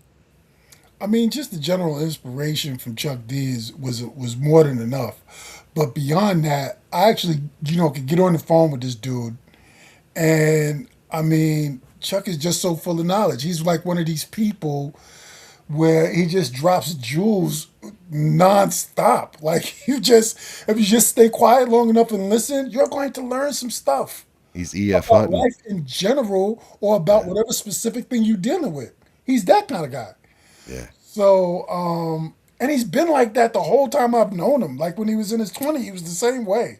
So now he is, a full-grown adult. We're in our seniors right now, and he's the same guy, man. Chuck, Happy 66th birthday. Yeah. To Chuck D. yes, sir. Yeah, so I'm happy that I met this dude and that he was willing to work with me. And of course, let's go. Let's do it. I think he probably knew I would be willing to do it because of our first meeting, like when I met him back in the day, and the material that you put out. People are listening and they know who, like I said, you learn something about a person from the type of material that they're putting out. Mm-hmm. So, you know what I mean? He knew we could work together, and I appreciate him for that, man. That's dope, man. Mm-hmm. And when C-Doc produced the first two albums for you, and Empires Crumble came out in 2022, and then now Survival of the Better continues the partnership 4 years later. Plenty of producers and MCs pairings stop after one project. What happened during the first album which made you both say there was more work left to do, and where has C-Doc earned your trust in ways by extending beyond just making beats? I don't know if any one particular thing happened. It was just the natural progression for us. Like we enjoy what we're doing. It's pretty painless for us. He's gonna make those beats. I'm gonna write these rhymes. Yeah. You know what I'm saying? We sold a few units, and hey, Rob, after the sales seemed to be quieting down and people weren't really talking about Empires Crumble as much. Yeah. He was like, "Yo, Rob, I'm gonna send you a couple of more. I'm gonna send you a couple of more tracks. What do you think?" I said, "Send them. What do you mean? Let's go, man. I was about to hit you up." So here we are, on to the next project. That's amazing. Yeah. And the one thing about, when you did Empires Crumble, you and Chuck D had a new version of Power. Mm. While Double J and God Lakim and 45 King reunited with you on FU and Rocking with the Best. Survival of the Better then brings God Lakim back alongside Wise Intelligent while Chuck remains part of the project. Was there ever a private conversation between you, Chuck, and C-Doc or Mark about preserving your history while, refusing to live inside of nostalgia? Not really. I don't know. Maybe Chuck might have said something about that, but I had it in my mind that because I had this opportunity.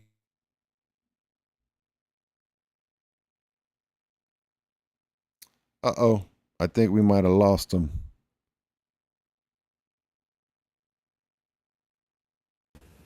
He'll be right back. There you go. You're back now. All right. We lost you for a minute.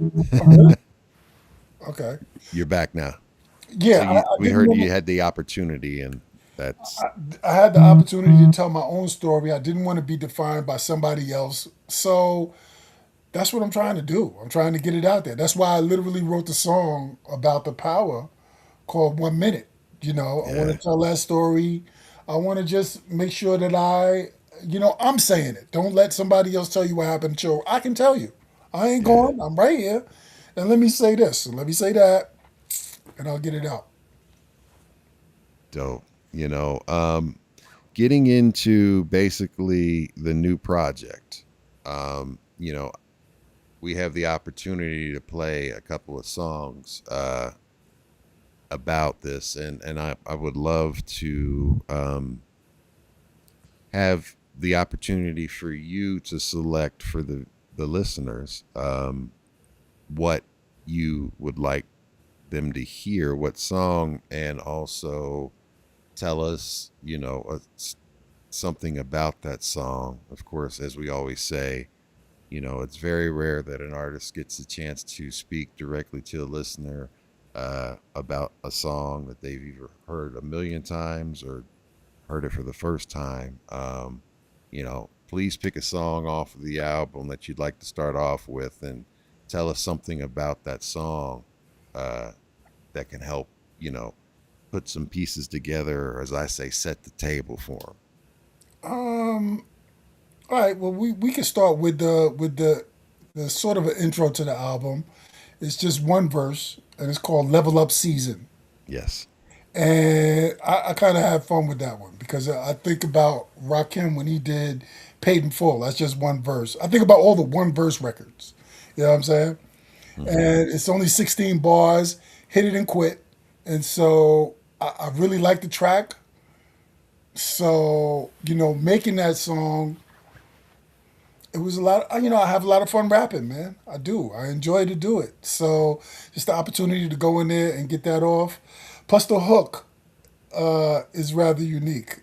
You know what I mean? People might recognize that hook when they hear it because, it came from a cartoon. It was one of my favorite cartoons.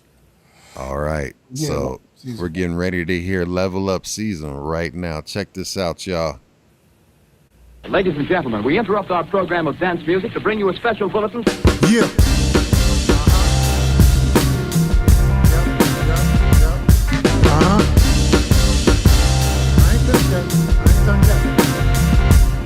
Hey yo, bricker, bracker, firecracker, sis, boom, bar. Rob, razor, raw, raw, raw. Bricker, bracker, firecracker, sis, boom, bar. Rob, razor, raw, raw. I'm the ghetto poet for profit. Have mic will travel. No science will drop it. Mysteries unravel. Straight facts I be speaking. Rob Razor, the roller. All the levels are peaking. Yeah, I grind like a molar. Time to heat up the global. Here to change up the climate. Take over is total. Man, it's hard to define it. I am loving this life. Most can hardly imagine. Every meal is a banquet. Every night is a pageant. I got the power, I told you. It'll never be over. Disciplined as a soldier. Time you rock with a roller. When the steppers are stepping, my zombie plan is to run. Keep my hand on a weapon, lots of ammo and guns. Life is so freaking awesome, I enjoy every breath. Take a page from the JBs and do it to death. Or we could do it to life, we should do it tonight. Don't you be so uptight, it would be out of sight. You can open your eyes and you can see why I give. Every one of us dies, not every one of us lives. For as long as I'm breathing, it is level up season. We will never be even, we will never be even.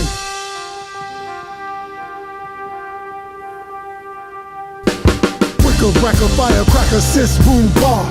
Raw, razor, raw, raw. Bricker, bracker, firecracker, sis, boom, bar. Raw, razor, raw, raw. Bricker, bracker, firecracker, sis, boom, bar. Raw, razor, raw, raw. Bricker, bracker, firecracker, sis, boom, bar. Raw, razor, raw. We return you now to your regularly scheduled program. Got my main man, Chill Wop G. And we return to our regular scheduled program. I'm gonna let you know, I was riding home from the hospital today because I had a bunch of stuff that I had to do for surgery tomorrow, and I got in one of the most smelliest Uber rides that I could ever. I've smelled funk. But this brother had P-Funk, you know what I mean? I do not think he has had a bath since his mama bathed him, and I don't even know if his mama bathed him because, woo! And I just rolled both the windows in the back seat down. I ain't say nothing. I was just and I put my headphones on, and I started blasting that. And of course, that's the first one came on. I was just all right, we getting in my own zone. And I'm trying to go oh my, I even made a funny post about it on Instagram earlier, but you got to be careful with them drivers, man. They don't get out of that car for a few hours. Nah, man, listen, I understand there's levels of funkiness, and I understand that because, being a DJ, being someone that's been out, I understand what it's like to be out there and stuff like this. But this cat, man, I'm telling you, I guarantee you, he's never bought a bar of deodorant. Oh You my know, God. like this stuff was in him. You know, but you got a bunch of dope feedback from that one song, man. And salute to everybody that's here listening to us live and of course on the replay. We really do appreciate y'all. So what I want to do is have an opportunity to get into another song. Tell us what would you like to tee up and play next? So I mean, I got a lot of features on it. Yes, you do, and they're So, amazing. I mean, the joint I did with Treach is pretty dope. Intrusive Thoughts, and since I got to do the video with Treach, maybe we run that one. Yeah, listen, that. So I'm really big into mental health. All right, and you know I've had a serious mental health journey. You know, from things from my past, but also with the health issues and stuff like that. Shit can get bad. And Intrusive Thoughts, when I first heard that song, I was like, I've played that nonstop because Oh man, it is something that's real. I mean, it is real because you are literally, it's your mind kicking your own ass. And it's like you can't make it stop sometimes. And it's just like, and it's not like you're hearing other voices like you're crazy. No, it's like these it's your own thoughts. voice. It's the same thoughts that you regularly It's hear. you just Yeah. constantly cycling back. And it went when I heard that. And then, of course, you got Treach, who's one of the best of all time to ever do it as well. Being on that, what did that mean to you to actually connect back with someone from the Flavor Unit, and like how did that happen? Tell me about like how that project came together. It was an unfortunate event. We was at the 45 Kings funeral. May he rest in peace. And may he rest in peace. But we was at my man's funeral and we were standing around outside. And, you know, like most funerals, it's sad and it's happy because you get to see your people and y'all start remembering the person. You know what I'm saying? So we were outside of the funeral. We were in the parking lot. I hadn't seen Treach. I hadn't seen Latifah in forever. They're both there. We laughing and giggling and, you know, goofing off like just like we was back in Mark's basement. So it was really good to see them. And it happened to be I'm in the middle of this project. I was in the midst of recording this album. So both of them, I let them both know, look, you know what I mean? I'm gonna need y'all on this. But you know what I'm saying? I'm doing a new joint. I got my man doing the production, blah, blah. And they're not gonna, neither one of them said no. I don't know what they might have said. But Yeah. neither one of them said no, man. Treach, we exchanged numbers that day.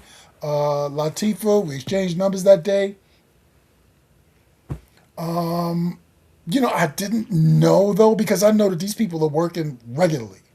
All right. Yeah. Treach is probably off in Germany somewhere right now. Who knows?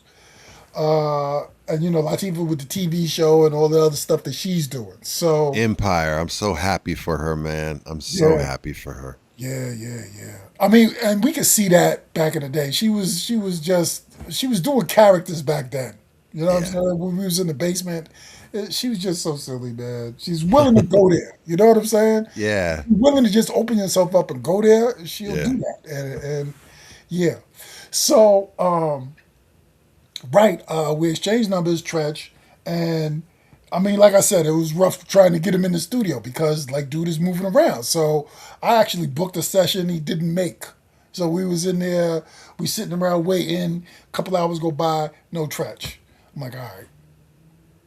I'm pissed off. I'm like, all right. You know what I mean? I ain't call this dude, man. And this dude, he got me in here waiting.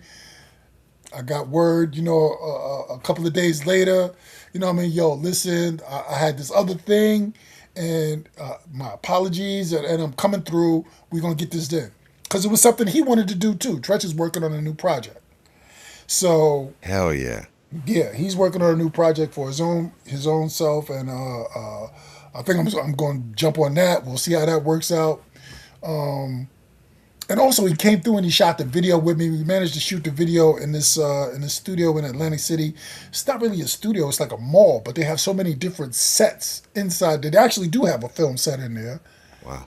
So that was awesome to get him to come through. He came through to Atlantic City. He came to the studio. He brought when he came to the studio, he brought Ice-T with him.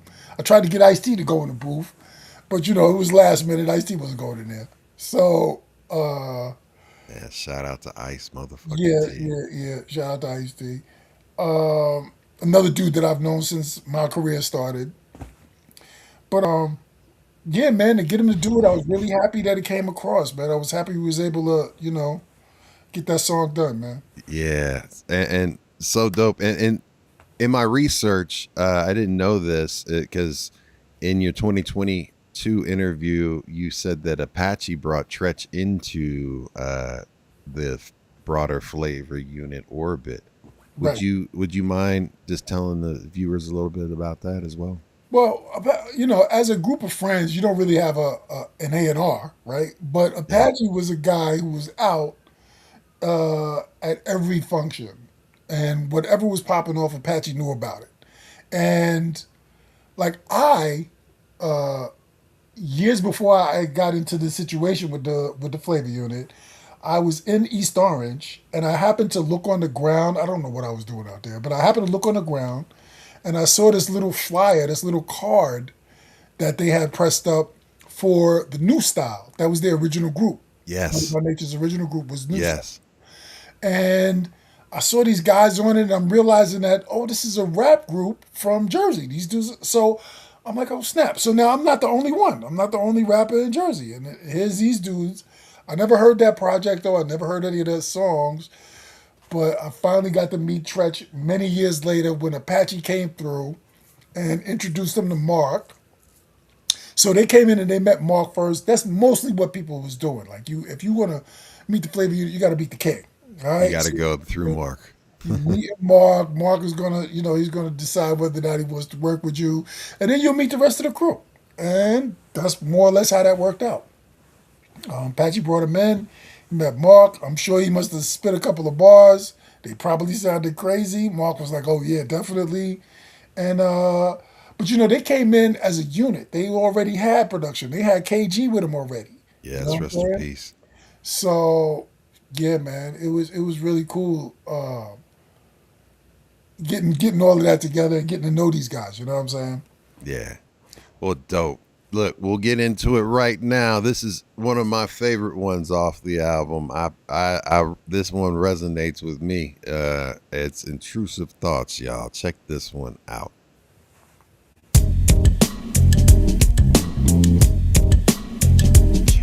Yeah.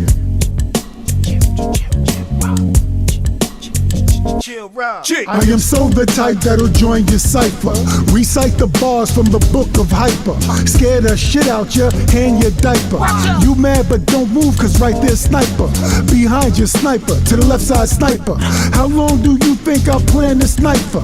Let's get this right bruh, I'm a lifer. And just like in Broadway, it's pressure all day. Folks used to know me, they called me Chill One. You felt the effect in the past, you still know. And some wonder where I got this skill from. And if my name Chill, how come I don't chill now? I promise to bomb shit like that's my calling. Still y'all confused when the bombs are falling. Clutching your pearls like he's so appalling. My foot on the gas, bitch, I ain't stalling. Intrusive thoughts mess with my head. Words sound something like a demon might have said. I've been in. Streets running red. I've been in. Everybody dead. One shot, two shot, three shot, four. Stay away from windows, don't open the door. 4 shot, 3 shot, 2 shot, 1. The niggas is coming to have some fun. The niggas is coming to have some fun. The niggas is coming. The niggas is coming. The niggas is coming. The niggas is coming. The niggas is coming. The niggas is coming. Rob is a regular machine. No, I possess original intelligence. Oh, I enough to recognize the way days go by. Time keeps on slipping when you high. I'm so the guy that you don't produce it. Then I'm on stage like you thought you knew me. Crowded little spot like every hood be. Bars up to par and he's spitting them goodly. The vibe you need in your life for real type shit. Type shit to give your life appeal. Make it easier to deal with the stress you feel from the steel on your forehead. Get robbed for your bread. Same day you got fired, went home and you're dead. Dogs on the floor with no head. Yo, what? What the fuck? Man, yo, intrusive thoughts. You got to be crazy. Thinking thoughts of intrusivity, niggas jittery stop. Hickory dickory dock with a Glock cop. Knock knock, who is it? Word wizards inside 12 gators, eating niggas and lizards later. Sidewalk chalked out, line of lit in neon. B-boy to B-dog, beating ass here to beyond. Beware, be gone before the lights are pre-dawn. Toilet tissue issue, that's the shit we be on. Vampire attire, fangs gold and iced out. A quiet amplifier game goes till the lights out. Deeper than the seafloor, 100 more running. They calling the jerk-offs cause my niggas keep coming. The heat is hot, tough, and 3/4 gooses. The thoughts are intrusive, ruthless. Chill ride mob, chill town, JC crazy. Ill time word to God, trigger here, it's all gravy. Intrusive thoughts, kicking niggas' asses in the new boots we bought. Intrusive thoughts, intrusive thoughts. Eat a nigga ass up, that's some new food for thought. Intrusive thoughts. Poison bars, bars from the gods. Poison bars from the gods. Poison bars from the gods. Poison bars from the gods.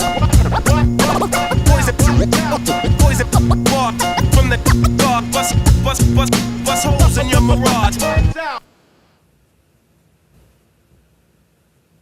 Hey man, woo! Listen, y'all both spit so many quotables in that one, man. I mean, it's so funny when he said B-Dog. That was a name that my mentor gave me.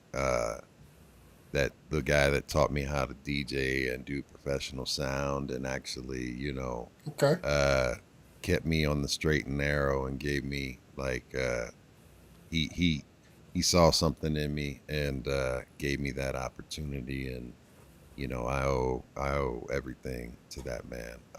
You know, he named me B-Dog, and I was like, and it's funny that he spit that one, but yeah, like that whole damn song, yeah, you guys just went, man. That's an amazing song. Just so we can get through some more, tee up another one for us, fam. How about I want to give my man some love because he doesn't really have a deal, but I think he did a really good job on this particular record. There's a song called "Dream Big," and this is for my man Thrilla, who's really dope, and I really like his verse on it. I think he killed it. So he did. Yeah. Is there anything you can tell us about that? Like, so he doesn't have a deal, but like, how did you guys meet? And, you know, basically what's the concept behind this for the people that haven't heard this? And, you know, how did this come together? So, how do we meet? Thrilla's a little younger than me. And we met in Jersey City years ago after like the power had come out. I think I was out in Jersey City somewhere, and you know I'm just chilling. I'm hanging around my people, and he was a younger guy, and he came up and he was like, "Yo, you know you chill Rob G," and then he wanted to rhyme for me, and I didn't want to listen to this guy rhyme because I've been through that 1,000 times. I didn't want to listen, but I listened. He was in a group called, I think they call themselves The Wrong, something like that. It was him and one other guy. And they was kind of tight. Like, every once in a while, you're like, whoa. He was on you and, oh, okay, all right. And he was one of those dudes. So just after that, you know, every time he saw me or whatever, it was always, what's up, what's good, what you doing? Yeah. You know what I mean? Kind of kept in touch with him. And when I was doing this project, there was another cat from Jersey City that I actually wanted to get on that. He had a deal before, but he's somebody else who I think is real dope, who didn't really get, the shine that I know that he deserved. So, yeah, we're just happy to get Thrilla on the record. Timing was right, you know what I mean? I'm doing this project. He's still at it. So come on, man, get in here and jump on this track with me. Hey, look, I'd love to have him on too, especially to get some opportunity for him to get some shine and some exposure. Please, like that's what this platform's for, up and coming artists, established acts, and everybody, just to be able to help generate awareness and anything that he has that he wants to promote or anything like that. Okay, I'll let him know. And a cosign from you is a hell of a cosign, so I don't have to say less. So y'all get ready. We're getting ready to hear the song Dream Big, y'all. Check this one out. And I love this one because it's got such a positive, I love it. Let's go. This beat too. Yep. I am the master of my destiny. I will not tolerate harassment, don't pester me. I try to tell them that the weight is like a ton of me. They want to copy, but God made only one of me. And that was plenty. Now, who the hell's in front of me? Not that it matters, I'ma show them what they want to see. Long as they want to see a live nigga thrive, I do more to survive. They told me to take a hike, I decided to drive. Now I'm back up in your face, yo, racking up all the pesos. Hip-hop royalty pedigree, the damn show. Rest in peace, king. Shout to the queen. Chill to the result, the bars is mean. Test me if you want, I remain unfazed. I'm everlasting, I can go on for days and days. Older me can talk to younger me, I would say. Listen to your heart, kid, you were on your way. Dream big.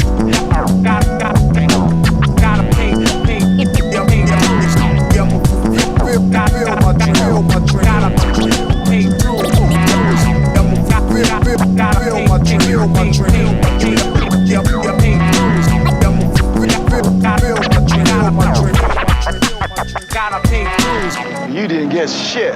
That's part of the bouncing ball, nigga. Y'all already know the shit though. Niggas ain't really sicko. Banging on your own kind, but peeling on the pitch though. Gangster from the dark side, I bring you where it's lit though. Party at the penthouse, bitches up on their tiptoes. Dealing digital currency, millions coming in crypto. Y'all ain't really like that. I know when it's a shit show.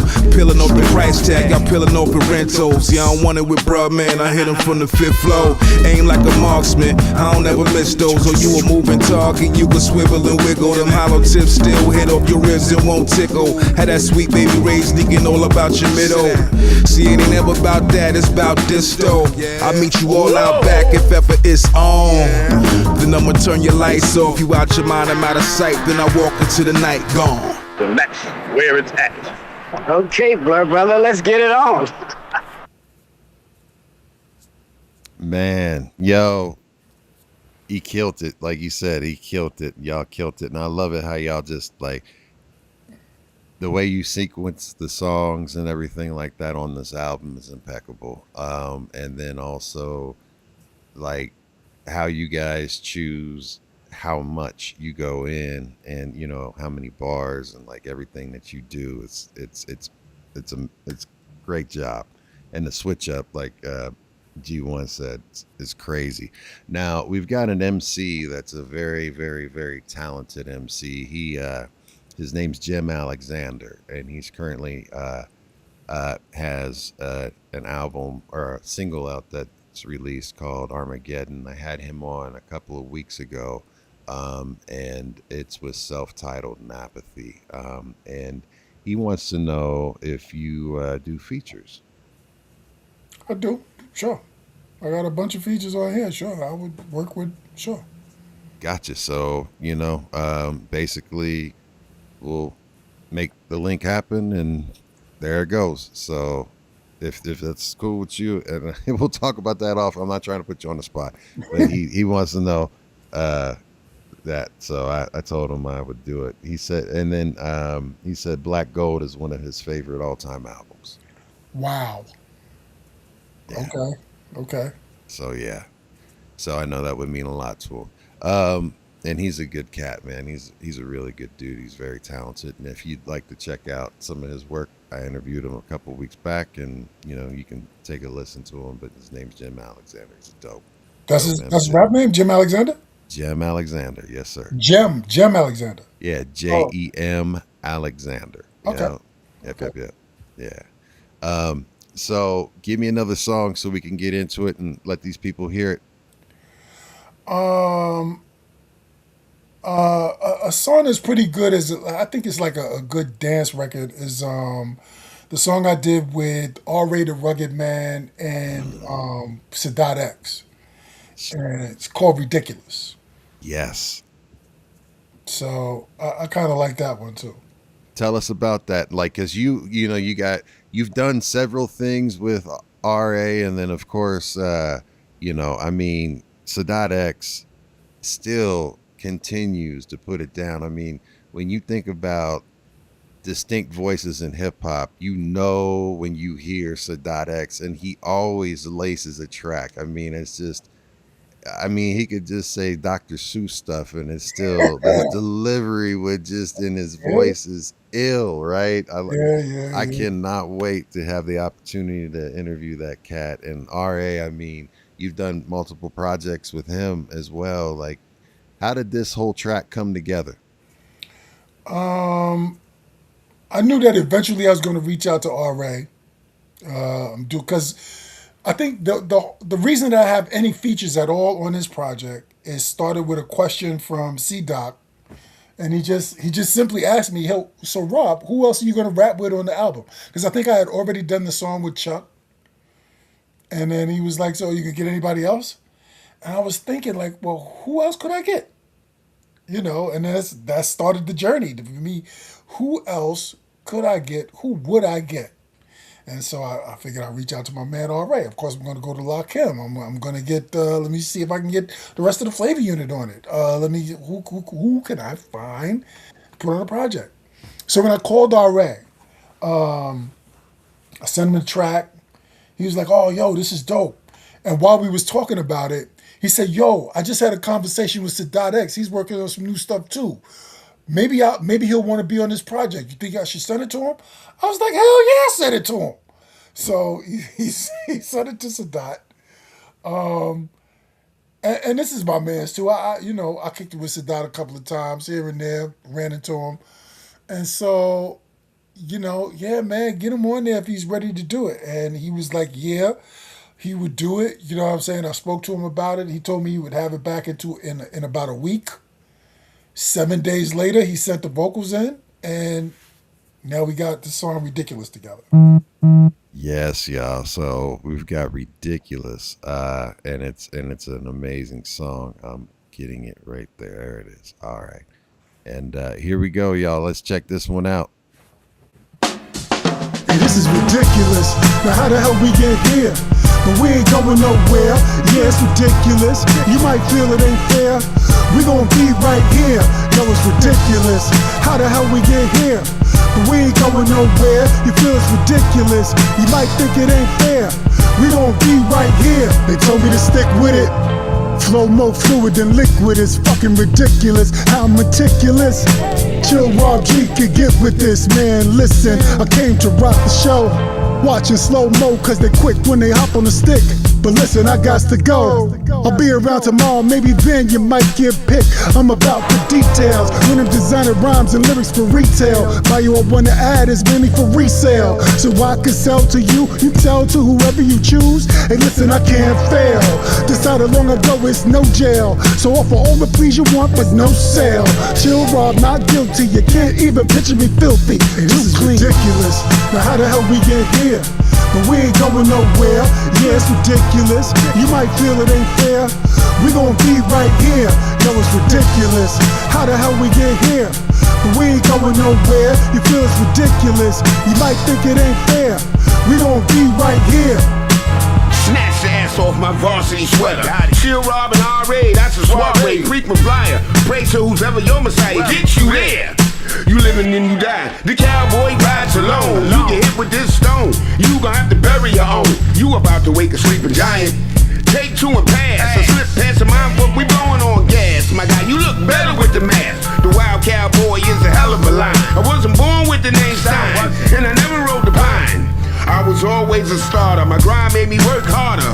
The years made me smarter. Niggas smoke crack in the garden, not the guard. My Rikers Island floor card said I was destined to be great. Always was different out the gate. Now how the hell we get here? But we ain't going nowhere. Yeah, it's ridiculous. You might feel it ain't fair. We gon' be right here. Yo, it's ridiculous. How the hell we get here? But we ain't going nowhere. You feel it's ridiculous. You might think it ain't fair.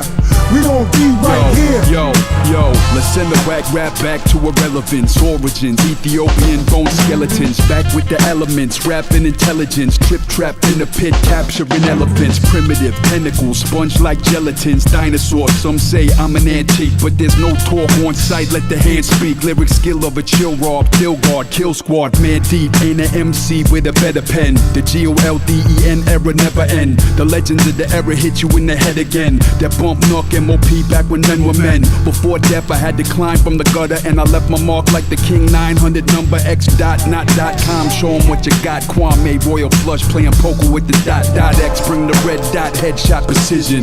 Dreadful like the Dred Scott decision. Rest in peace to a dove known as yogurt backwards. Brought daisies in the age when crack hit the hoods. Ridiculous. Now how the hell we get here? But we ain't going nowhere. Yeah, it's ridiculous. You might feel it ain't fair. We gon' be right here. Yo, it's ridiculous. How the hell we get here? But we ain't going nowhere. You feel it's ridiculous. You might think it ain't fair. We gon' be right here. Yeah, dot X. Already the rugged man. Chill Rob G. Yo, you know how we give it up. That shit is ridiculous. Yeah.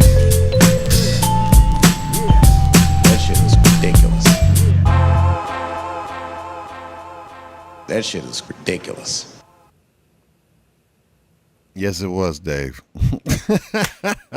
Yo, man, that amazing song, amazing track. And again, we even got people saying, if you haven't already copped it, yes, go cop it. Like, tell everybody where they can follow, support. Now, I put the laundry list of links in the description for the YouTube channel, so you guys have no excuses as to not being able to find every single account that this gentleman has.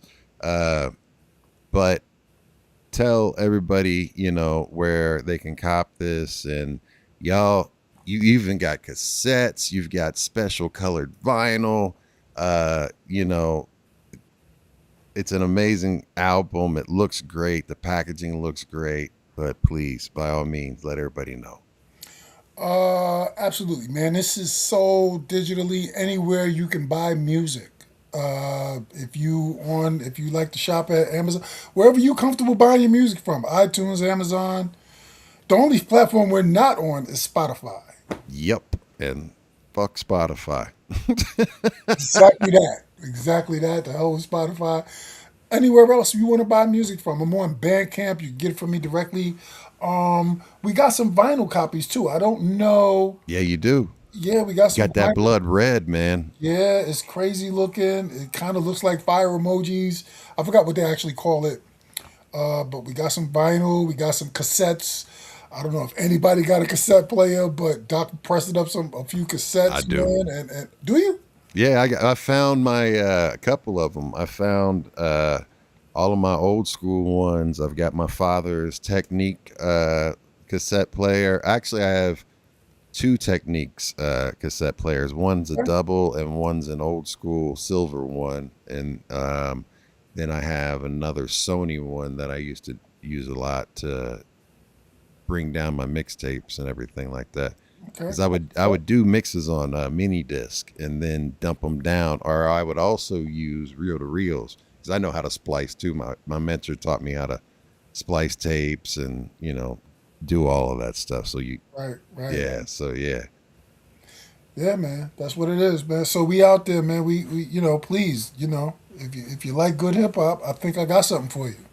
You definitely have something for them, man. And yeah, and just even if you don't have a cassette player, cassettes are dope. Just they're small, they don't take up much space, and they are like collector's items. They look good, and the way they just look good in the packaging, and it's like it's like it brings back memories for you old folks like me, and then for you young folks, you can see what we used to carry around and listen to music on. You know what I mean?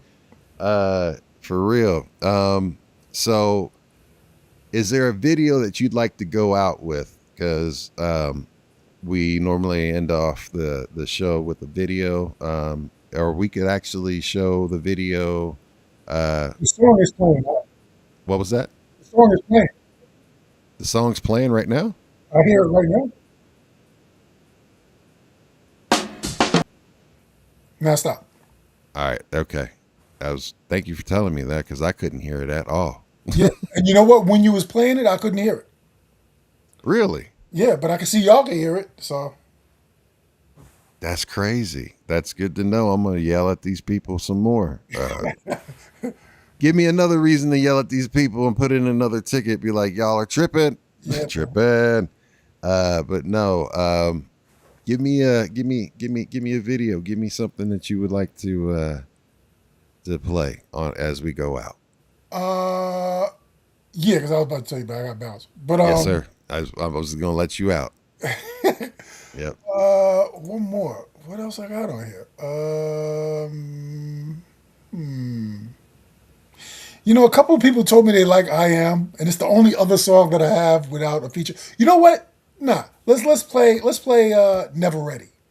Because I kind of like what Copywrite did with it. So Never Ready is a song that I got with Copywrite. And it's kind of dope. He killed it. I don't sound bad myself. Let's go with that one.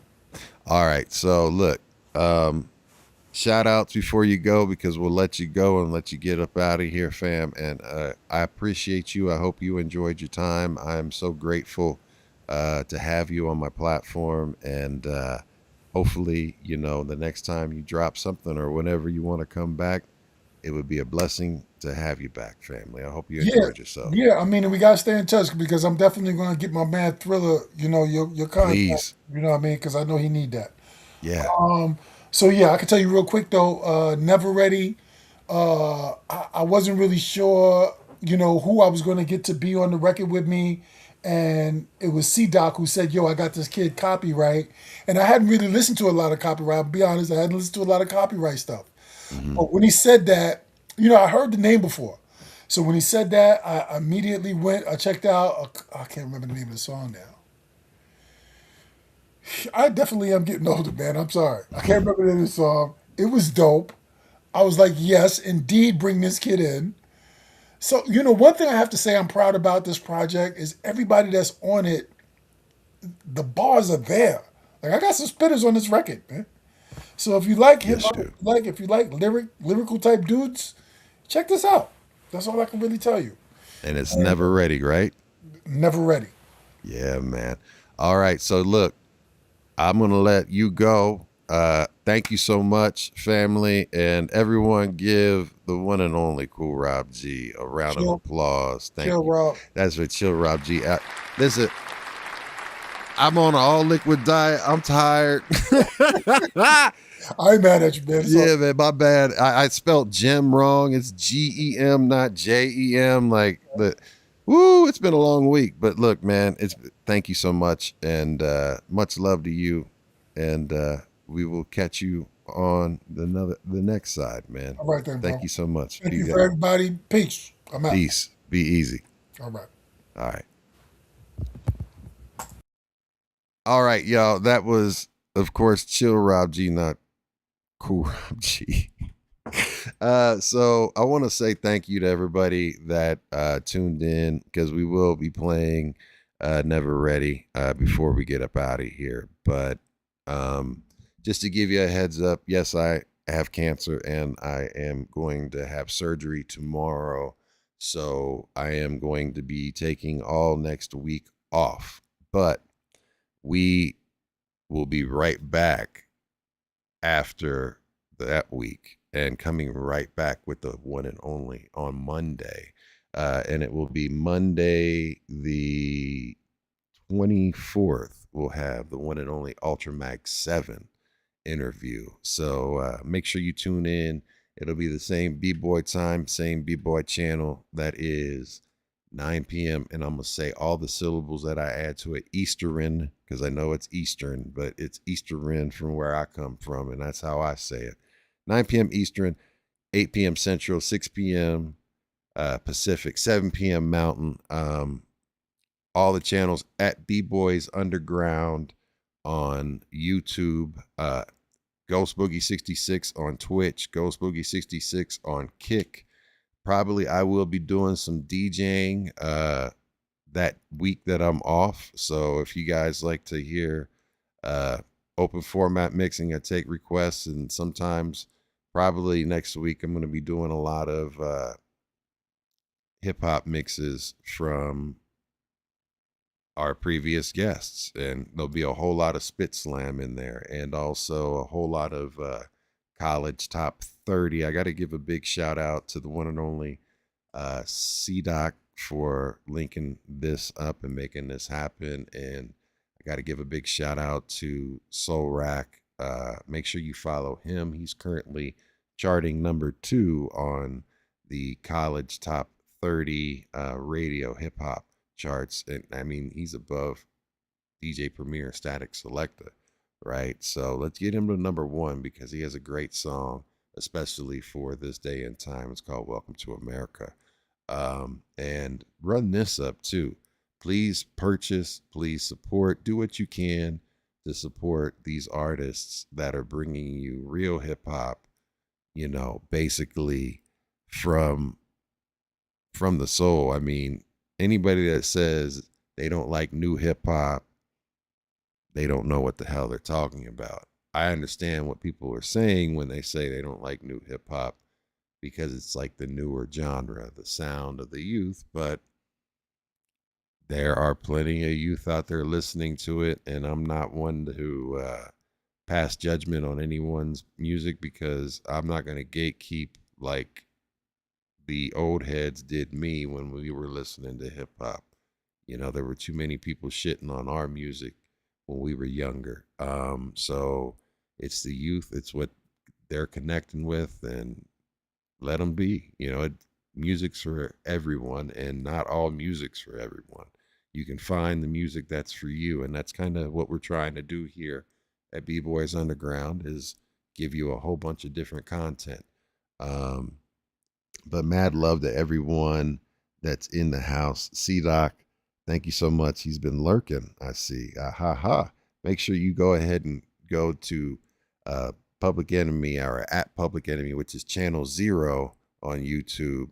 They've got a ton of podcasts on there. He's got it's C-Doc again, and B-side. They got plenty of content on there for you all the time. So stay locked in there. Hit follow, like, subscribe on this channel and all of that.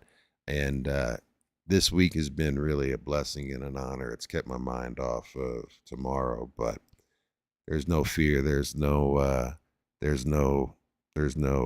anything in regards to, you know, we got this. So you guys have been a big part of this, and I thank you for being with me throughout this entire journey.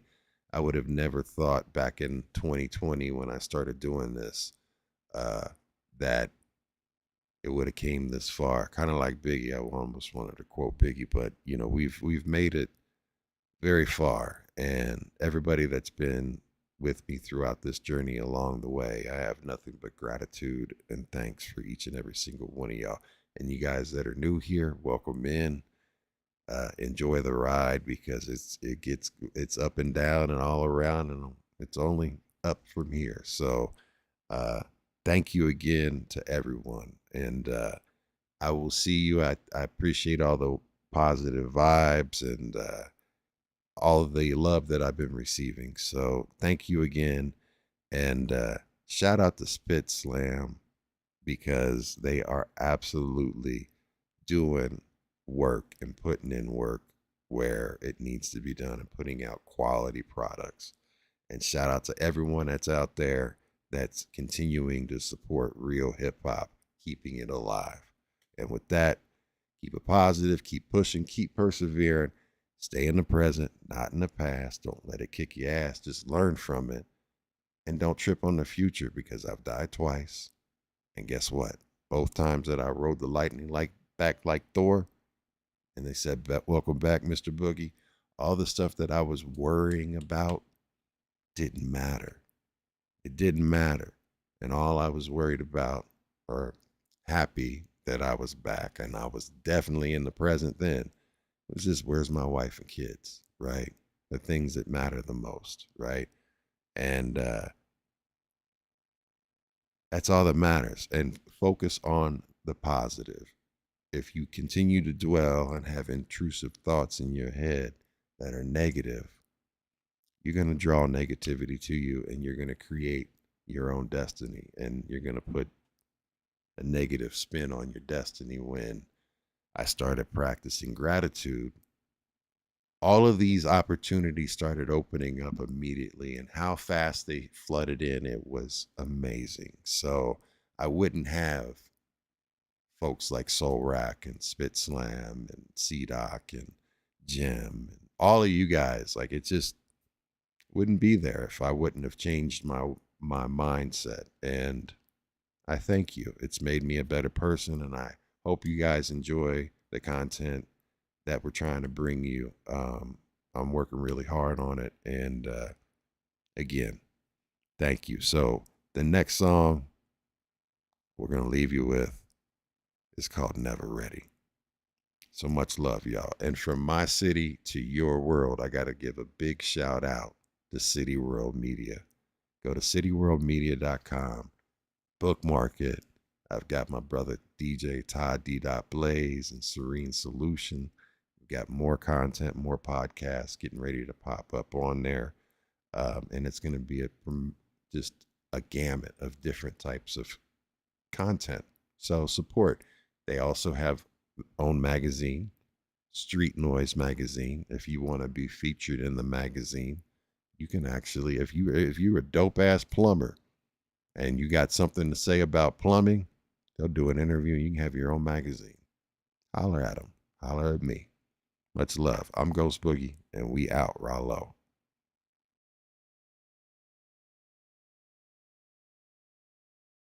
Nah, you know me, I was listening to everybody, you know what I'm saying? But I say like Big, Nas, Fuji Rap, right? Chill Rob G.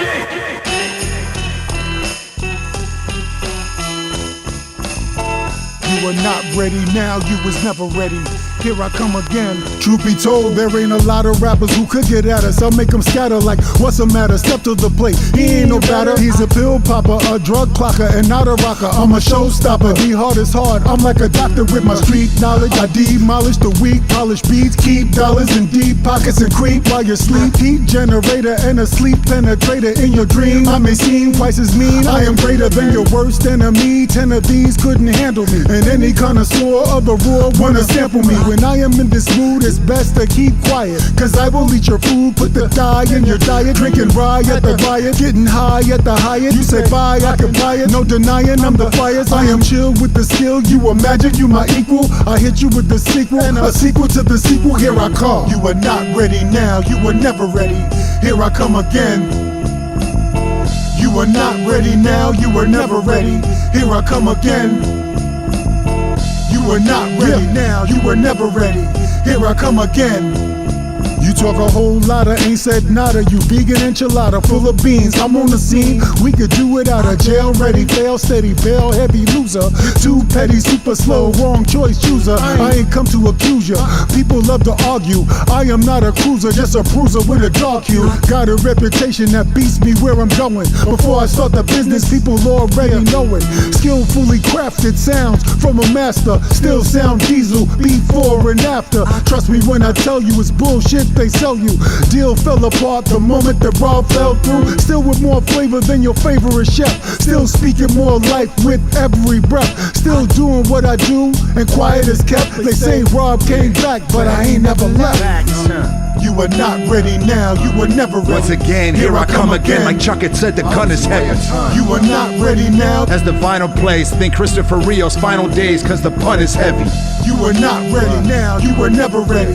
Here I come again. Dumber than a summer medley, modest is for lames. Cops are hottest in the game, by the fucking bang. Rob's the other problem you could blame. Copy wasn't plain, robbing for his pay. Noggin from his babe, got a swinging from the bottom of my balls like squatters from the chain. Thousands of debt, trying to negate what's surrounding my neck. My jeweler put my click on the link like he browsing the web. Yeah, my chain bigger than Walmart. I'm something like a baller, only missing the ballpark. Swing better, swing strike one, you missing the ballpark. All that sweet 16 bullshit is for Hallmark.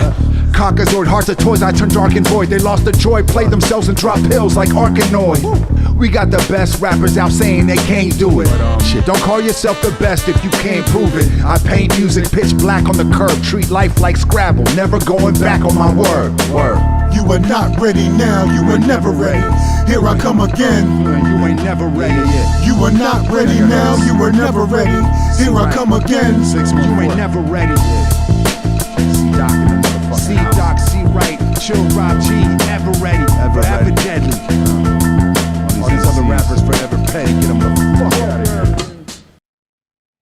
Yo, check it out, man. We're not done. We're not done. We're not done. We gotta play one more song. And this is apt. It says GTFO. You ain't gotta go go home. But you gotta get the fuck up out of here. I hope y'all have a wonderful weekend. Be safe. This is GTFO, y'all. Much love.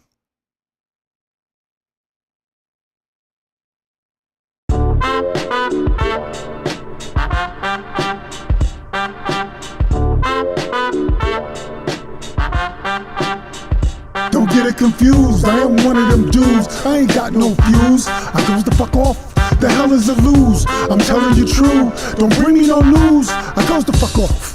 I'm off the rockers like Boom Shaka. I am like a doctor without proper credentials. I have other essentials. For example, we both practice. They practice medicine. I practice maintaining what state your head is in. What could be better than a veteran of foreign tours? Scoring more and more content for you and yours. I keep it sexy so the ladies might be throwing drawers. And don't be acting like no bitch boy showing yours. 4-5 Kings, the one told me I should climb charts. I thought the best thing that I could do was rhyme smart. So when I speak, you can go ahead and quote me. Be having better intel than Fox News, low-key. Reporter of the facts, supporter of the blacks. Support the whites too, but y'all got your rights through. Long as I maintain they ain't jack they can do to me. There's none so blind as those who refuse to see. I am one of them dudes, I ain't got no fuse. I goes the fuck off. The hell is a lose? I'm telling you true. Don't bring me no news. I goes the fuck off. I put pen to paper with the paper to pen. I come the fuck off. I put pen to paper with the paper to pen. I come the fuck off. Some wish upon a star to follow where I'm at, but you can never fill my shoes or fit my hat. That's just one of the facts of life you have to learn to handle. Cause you can never compare to Rob's mob or hold a candle. Can you? Damn, you know this pro flows. Solo punches, knocking out groups, gangs, crews, solo bunches. Lunch is a meal, I guess I'm gonna have to skip today. Rappers are too sweet, giving me tooth decay. By the way, pay me what you owe me or you're only gonna owe me more. You're just a phony whore looking for a way to score. You gotta excuse me, I'm feeling more fury than usually. There are none so blind as those who refuse to see. I handwrite each bar exclusively, barely giving you a taste, cause truthfully, none so free as those who use the key. Try as they might, they will never compute the confused. I am one of them dudes, I ain't got no fuse. I goes the fuck off. The hell is a lose? I'm telling you true. Don't bring me no news. I goes the fuck off. I put pen to paper with the paper to pen. I come the fuck off. I put pen to paper with the paper to pen. I come the fuck off. And if you don't, and if you don't, and if you don't like it, get the fuck out. Fuck that, I gotta get my stuff back. People give me enough flack for not saying enough raps. Here I come rolling, situation golden. Now you're going Cohen, all your shit is stolen. I'm known as a tough cat. If you want a true fact, I thought I'd put a skylight right where my roof at. Decided not to do that, decided on a new act. For true, it ain't a comeback, cause I ain't never left. Don't get it confused, I am one of them dudes. I ain't got no fuse. I goes the fuck off. the hell is it lose? I'm telling you true. Don't bring me no news. I goes the fuck off. I put pen to paper with the paper to pen. I put pen to paper with the paper to pen.